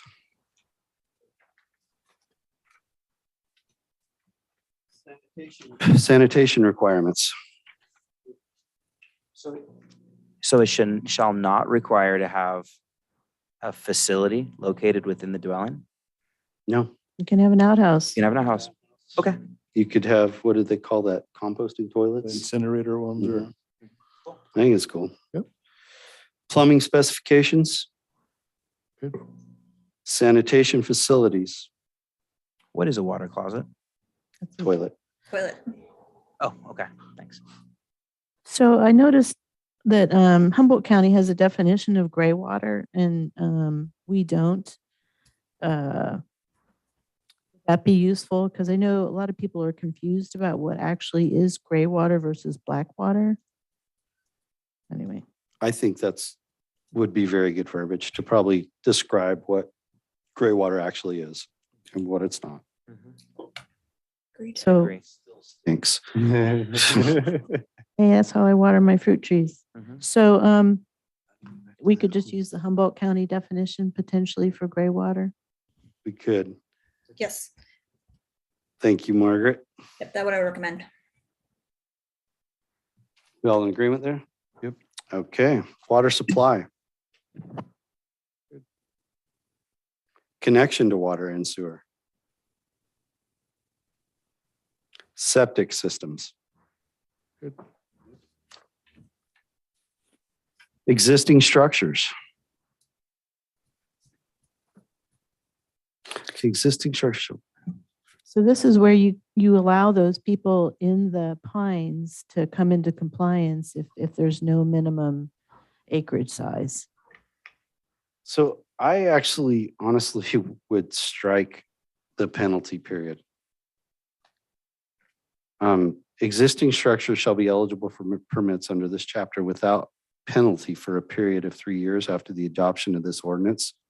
All septic systems shall be permitted to comply with the requirements of environmental health. I honestly don't think, I mean, my opinion is there should be no limit on how and when we get people onto an ordinance, because right now they're not. And in 3 years, if they decided not to be, they're still not going to be. But maybe the 4th year, somebody else owns it, or they finally had a change of heart and said, you know what, now I do want to make my place compliant. Sure. And they do it. Why put a There's no downside to There is encouraging not. compliance at No. any point. There is not. Tax base, None. safety, anything. Good call. Why don't we remove the period of 3 years and the penalty part? And the only thing in there that should stay the same is the all septic systems shall be permitted. Correct. So it would read existing structures shall be eligible for a permit under this chapter, period. All septic systems shall be permitted and comply with the requirements of Environmental Health Department. Beautiful. In agreement? Mhm. Okay. Recording anything under recording? I just had a question there. So so the building department records a notice that the permit's been issued. So my main concern about this is some future landowner 20 years down the future, how do they know that this building was built with different codes than the house next door that was built with the codes in place at that time? So just how does that work? So In the how does title that and- information get to the buyer? Well, it should be required to be in the title and deed. It shows Is up it in the not? title search? Okay. Like if you have a open permit and it's not closed, it'll show on the. Well, no, title search. her question is how do they know that this is actually a Class K house? So is that in here anywhere where that's going to show up on the title and deed, Margaret? I believe it will. So the certificate of occupancy should have it in there, but no, it doesn't specifically state so. We should probably add that verbiage. Add So that in there. Yes. yeah, there should be mean- a consumer warning of some kind. Yeah, I've noticed in other counties that Good catch. they have different ways of doing it. And some of it is like a new owner has to get a certificate of occupancy, which we don't require. But But different counties have different ways of translating that information to a new buyer, that these were the building standards that were used when this house was built. And that's my main concern, just so, buyer beware, you know exactly what you're buying. Yep. With your permission, I'd like to work with the recorder to see exactly how she would like to do it. So I'll make a note that you're making a direction that notice that the buildings is Class K must be recorded in some capacity. On the deed. Yeah, and maybe it's maybe it's on the deed. That way if they do That's a what title some of, search, Or it can be a notice of occupancy as well. It can be on there. somehow some buyer would know that. That's my Is my that request. is that on other, like, so I don't recall on my deed, my home No. was a non-conforming building because it was built in 1953. My building inspector came and said, ready to get in a mortgage for it, and it had all sorts of issues with it. It's not, but it wasn't probably built with a uniform building code because probably one didn't exist. Yeah. The fact that we're creating a building code puts the onus on us to make sure that somebody buying it in the future knows that this is different than the house next door, possibly. I like that. And you should be able to do a title search by your agent and find that out. Recorded on the deed. That's good. Okay. That was a good one, Carol. Okay, abatement of substandard buildings.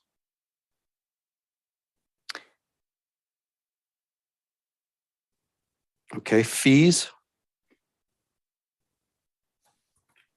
Before we get to section 3, I had one thing. Yep. So other counties have a section on liability that pretty clearly states that, the liability, for any kind of harm that might occur and stuff is not the county's, that the owner builder kind of has that. I think it's in here. I didn't. Wasn't that back in that one section where Well, it there's- talked about there's one- if there was any, There's one if you do the temporary occupancy. If you're in there early, then the owner builder accepts Is that where it is? the responsibility, but otherwise, I'm trying to find, I got piles. Is of there other anything that ordinances. releases the county of liability, Margaret? So Commissioner Fall is correct that it is in the section if they come in early. Other than that, no, we don't have an indemnity provision in here, but I think that would be a good one to just add in there. I believe it's implied under the law, but I like that this commission is trying to spell it out, not just imply it. Like Humboldt County says, this chapter shall not be construed as opposing upon the county or any of its officers or employees any liability or responsibility for injury, damage, response resulting from any building, blah, blah, blah. I mean, each county has a different way to word that, but they are pretty clear that county is not liable for, how it was built totally. I'm sure there's some liability, but. So you'll get that added in? Yes, sir. Okay. Fees. Was there anything under fees? I'm sure if they're going to extend the property, there is a fee that goes into that extension, right? When you extend your permit? Correct. There is. So that could just fall under whatever that is. Correct. Just for clarity, that should just include the cost of administering that Correct. fee. Mhm. And so if, such as what was brought up prior, if it's at the bottom of a list or bottom of a pile of use permits, that shouldn't cost the county anything. And thus, the applicant should never be responsible for the county's inability to do work. To process Period. it. I mean, this is the fee is the assumption that the inspector came out, you weren't ready. You want an extension. He goes back to the office, has to write up that extension. That should cover it. Correct. Anything beyond that, no, there should be no fee. Right. And if there is, I've got to wonder who's running the show. Section 3, adoption of ordinance. It's time for a motion. Chair, would you like me to read back the straw poll, or do we think we have them? No, go ahead. Let's do that for clarification. Okay, the changes that were proposed to be made to section 010 under the definition of enforcement agencies to include a list of agencies that the individual need to contact in order to get the permit. Under E, owner built, it will remain at 1 year, but it will only apply as owner. Sorry, let me rephrase that. You can only apply as an owner builder once every 2 years. Under what the definition of rural, it will be a minimum of 2.5 acres unless rebuilding after a disaster or bringing an existing building into compliance that was in place prior to the drafting of this ordinance. It will include aggregate parcels, can count towards 2.5 acres, and it will exclude from the minimum parcel size with a director's exemption upon confirmation that the property complies with the spirit of the rural housing. Under section 020, under F, permit validity, it will now say that is active as long as they continue to be active and work in good faith, and work is being completed in good faith. So permit will remain valid as long as they continue to be active and an individual are working towards building in good faith. Under K, will instruct owner builders who they have to contact for inspection and when. Under section 030, it will add TPZ to the allowable zones. Under section 040, section B will cover what was under point 010F will be covered under that as well. As to roofing, it will be a metal roof or an engineering structural analysis to determine if alternate roofing materials are allowable. Under section T, there will be added a definition of gray water using the Humboldt definition. Under section 050, existing structures, it will take out the section that says without penalty for a period of 3 years after adoption of this ordinance. There will also be notice of the building as K housing that will be recorded on the deed and available to be reviewed through a title search. And a section probably will be 060 under liability will be added that will make it clear that the county and its officers are not liable for injury that results from these buildings. That is perfect. Okay. Anybody want to propose a motion? Where's the staff report?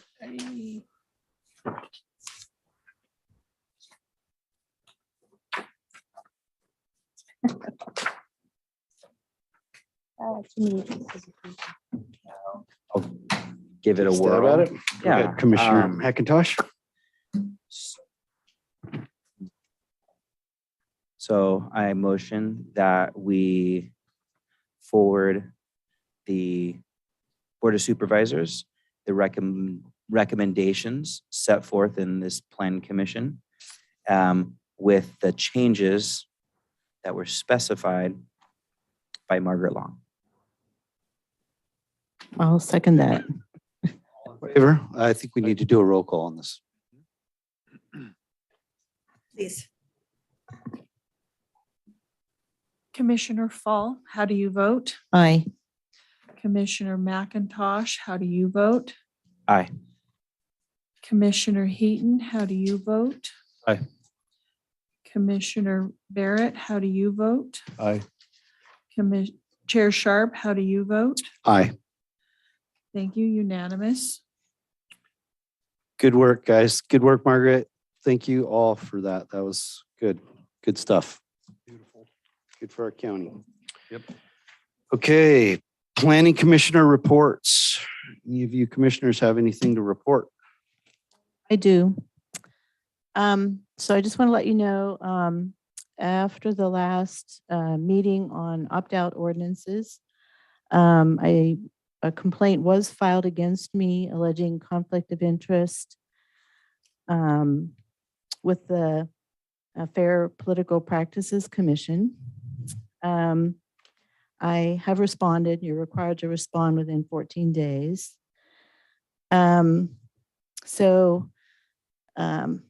You guys heard my explanation at the meeting that, I don't think my property value has increased or have no idea what it's going to do.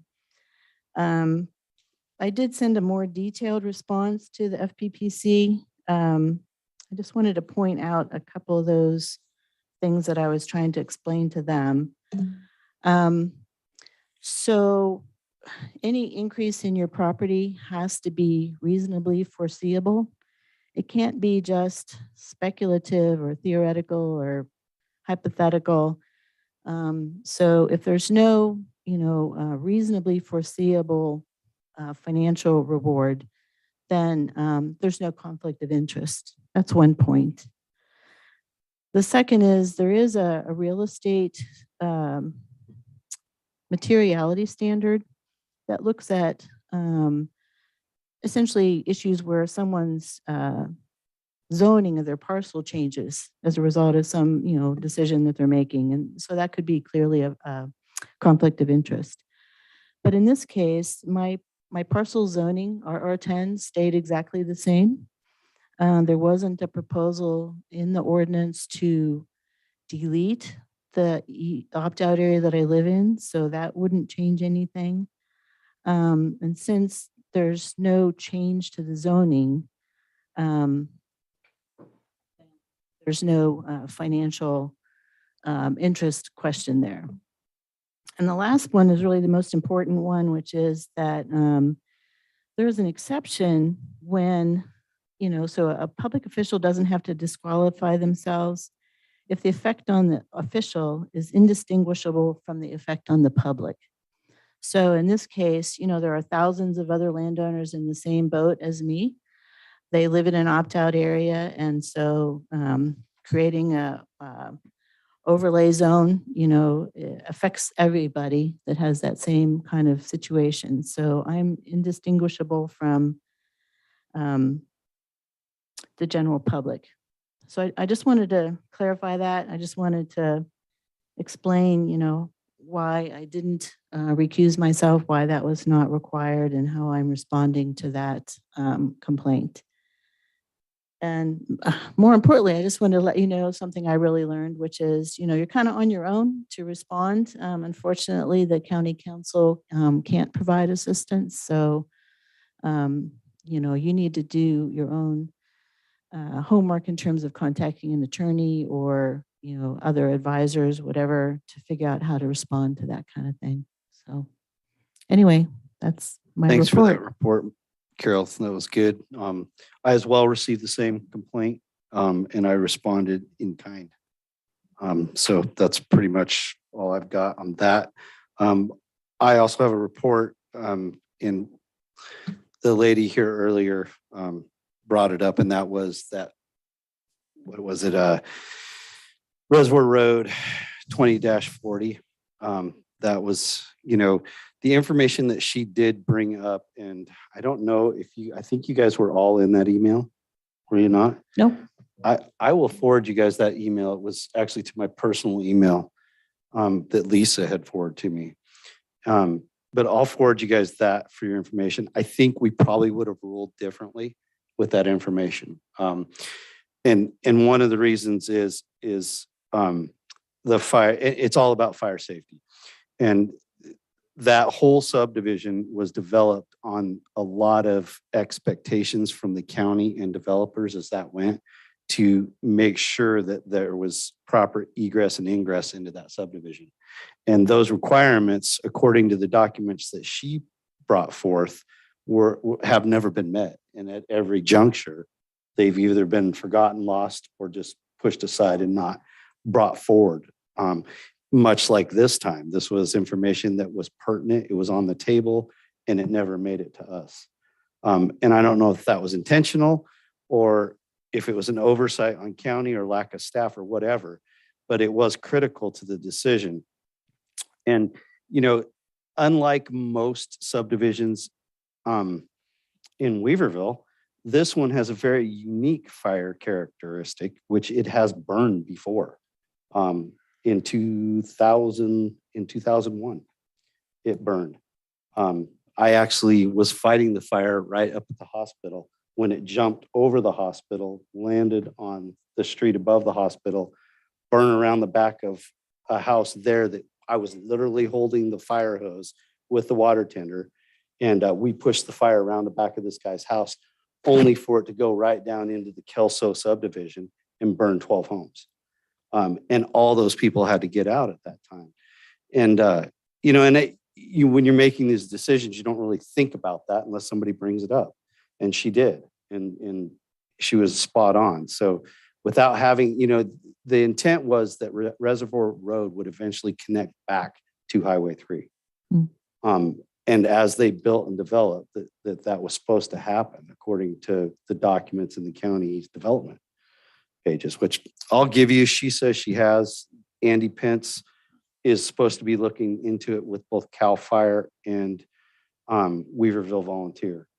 Yeah, that was my consideration, is not being an expert when it comes to fire, leaving it to the experts. And CAL FIRE nor Weaverville Fire had any comments to provide, and they were reached out and had ample opportunity. And so that's concerning.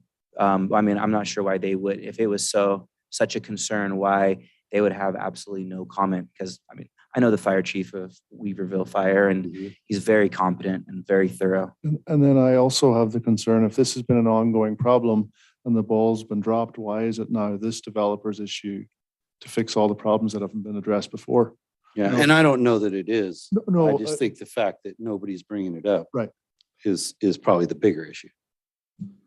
Yeah, including the fire, none of the fire departments. This is the stuff that she gave me was old. I mean, this was all put together back when the subdivision, probably back in the 60s or 70s. So I'm sure nobody is privy to Todd this. probably doesn't know. No, I doubt any county staff knew it. That lady has been here for a while. Drive the fire truck around and such, and he takes those considerations seriously. Your microphone, please. Really busy. So that's the only report I had. Anybody else?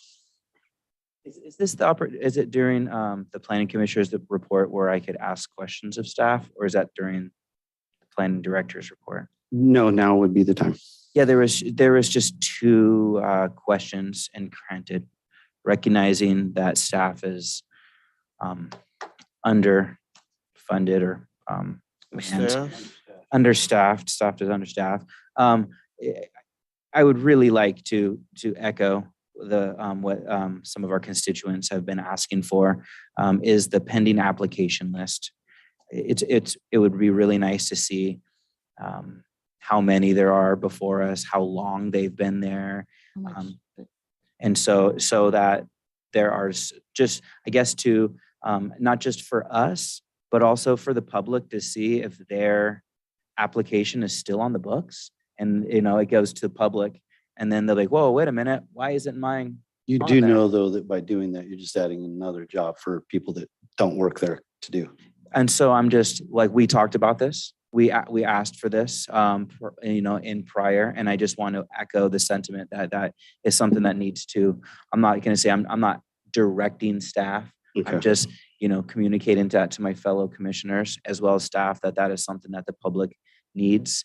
And I'm not sure how complicated it would be to make a list of applicants. Well, could we ask?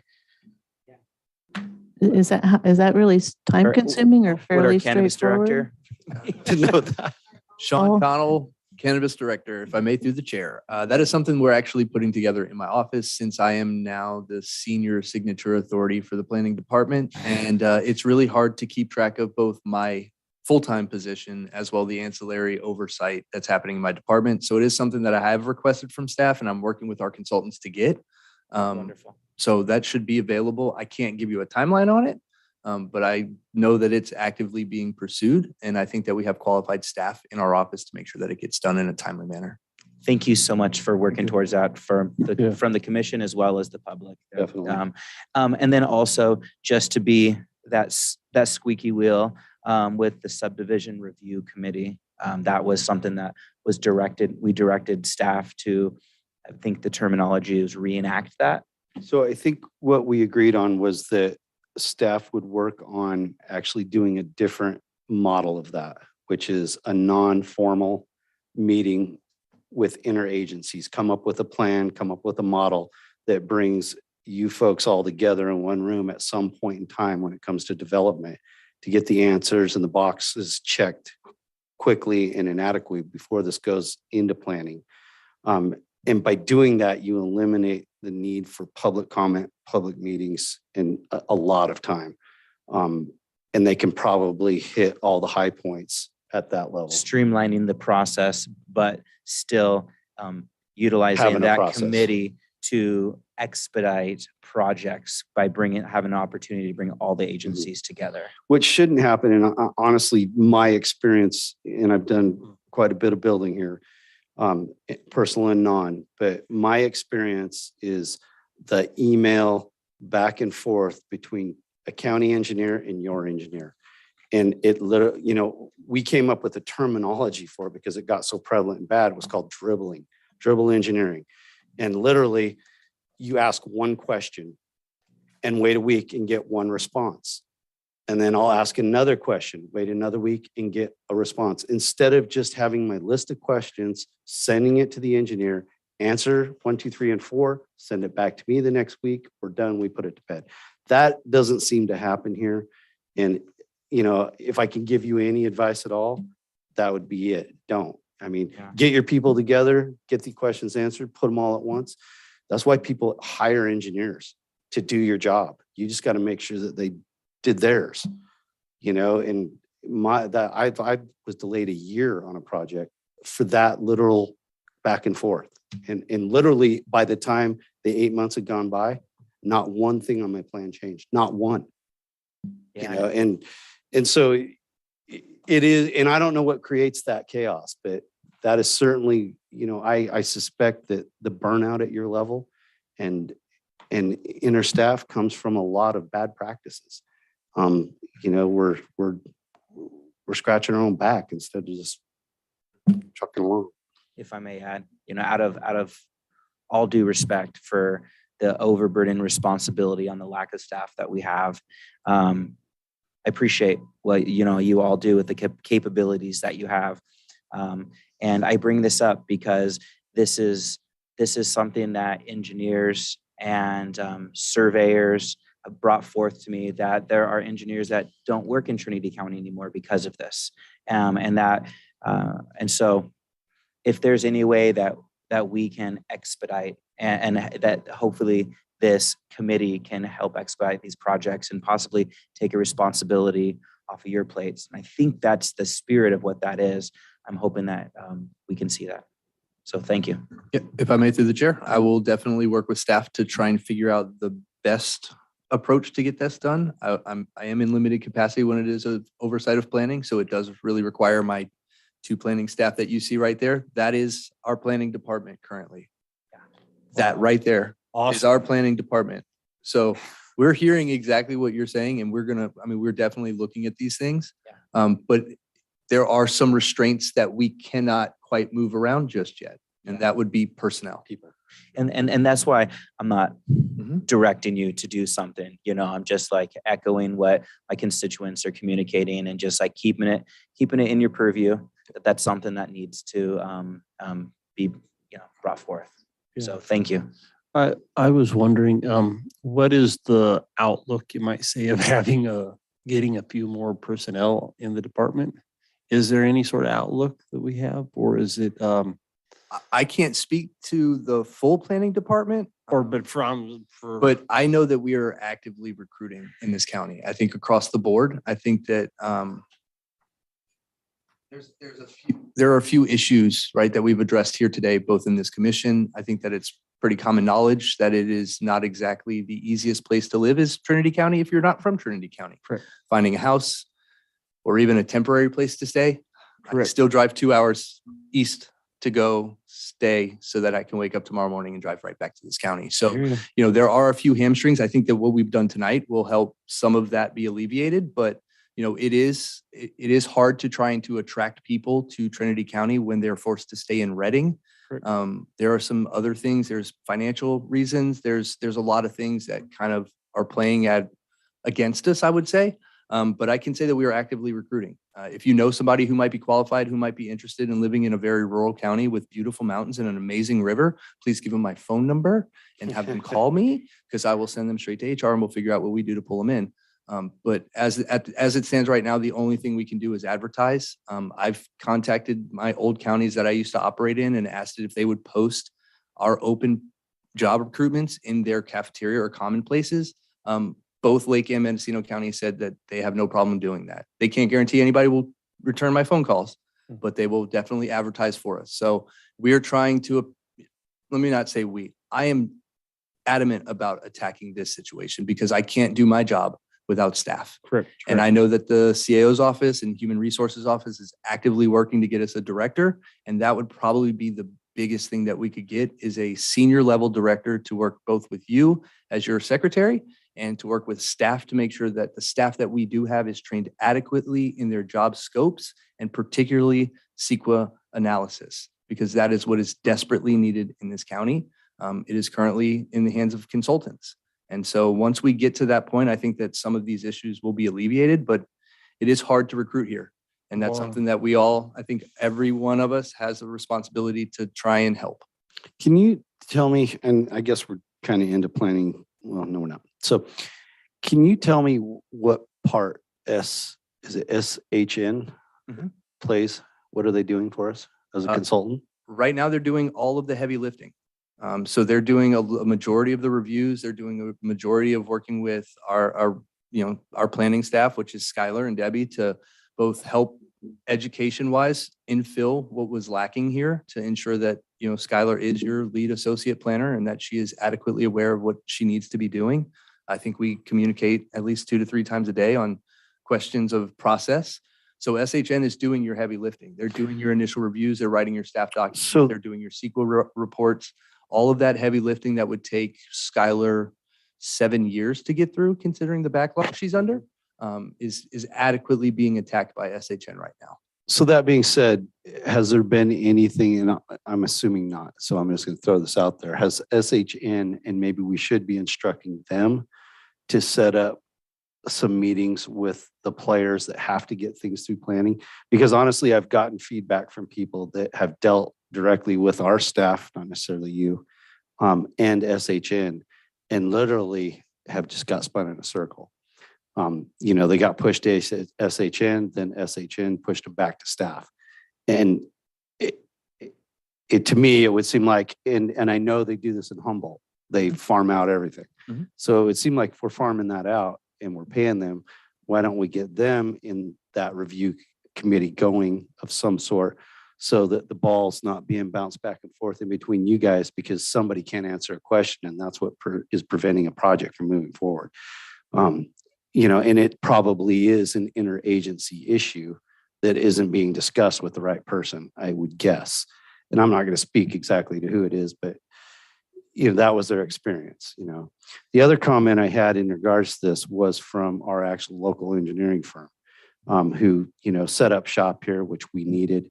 They're literally walking out the door, and their number one comment is they just won't take work anymore in Trinity County because they know it can't get done. So they've turned it down. They're looking back out of county again and wondering what to do with an office building that they just spent a couple $100,000 investing in, which is very concerning. And I know, I know this, I don't want anybody to think I'm throwing anybody in the bus here. I know what you got to deal with it. It's an impossibility, but these are the real issues on the ground that people are saying and wanting. The number one thing that person addressed to me was that how do you expect to get good help when you don't pay what the next county over does?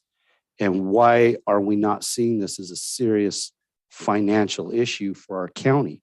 It's not the money that we're paying the person this year. It's the revenue that we're hopefully bringing in by that person doing their job. It should pay for itself if we get the right people. But if you don't pay for the right people, how are we ever going to get past this? It's a self-feeding loop. It is. We're an infringing business, which minimizes taxes, which pays for the staff, which, just goes around and it inhibits business. Has that conversation been had at higher levels about wage disparity? If it has, I am not privy to it because I am not at that level. Gotcha. May I ask, SHN, is it, it's not just cannabis, or is it cannabis license in it? No. No. So then the backlog of use permits as well as lot line adjustments and subdivisions. So that backlog, they're actively processing that. Correct. Right on. And so are you seeing, and how long have they been processing that? are contracted to process this? I believe they've had a standard what's called an on-call planning services contract. I have not reviewed it. Yeah. That's because it's not necessarily within my job scope. Of course. And so I can't really speak to what they do. I just know that they are our resource to contact when we have issues internally as a department, and we use them as that resource. It's pretty standard in most planning departments to have an on-call services contract because the market dictates, and sometimes you could do 15 projects in the whole year, and then the next year you're doing 15 projects a week. So, I mean, it's very different. But I do know that, I've worked with SHN in other counties. They have a very good reputation. They are a quality land use firm, and this is what they specialize in. And so we would want those highly qualified specialists to be helping Trinity County through this process. And I'm not directing staff to answer this question, but it would be nice to see over the year how many use permits or lot line adjustments to see if the logjam is actually being opened up, and so that information can be communicated to the engineers that are about ready to leave, that actually it's getting better, right? And so it's not just on your shoulders. Actually, it's outsourced, and they're doing the best they can, and they're professionals and such. So that would be interesting to understand. Here's something that a constituent communicated to me that, again, it's not direction, but it's just communicating to the commission, is that, and with regards to housing, is that there was up above, I believe it's above the U-Haul, there's been a project being proposed to bring, it's not low income, middle income housing, about 250 residential apartments for the last number of years. And what the applicant has told me is that he has been, just blocked, like no return, no returns of calls, no returns of emails. I mean, I'm assuming you all probably know who it is, since there's only probably one 250 apartment application. But my goodness, that would sure be nice to be able to have those more housing. That's not necessarily low income housing, but housing for professionals such as yourselves. And so it'd be nice to see that push forward in some capacity. I think the best thing that we could do for these folks is talk to our supervisors and let them know where we want to see the money going. And that is to staff, to people that run and generate money for our economy. And that is through construction, that is through building, that is through development. And if we don't have a strong staff and a strong group of folks to do that, this county will be broke forever, because that is ultimately where the county funds come from. So talk to your supervisors, encourage them to make those dollars go in different directions, is what I would say. And let's be competitive with our wages. So good luck to you guys. I know none of these questions are answerable or even getting better for folks in the gallery. I mean, I can't imagine I've been in your position. I've overbid work before and went, oh my God, what am I going to do? It's no fun. And I feel, empathetic towards you guys, and wish you good luck, and don't quit. No quitting. No quitting. We're running out of people. So with that, staff report. I have nothing for you tonight, commissioners, other than thank you for your time. I appreciate always your candor and your questions. I always find them to be very thorough, and that's all I have. Thank you for that. Can I have a motion to adjourn? So moved. Oh, there you go. I make a motion, we get out of here. All in favor? Aye. Good night.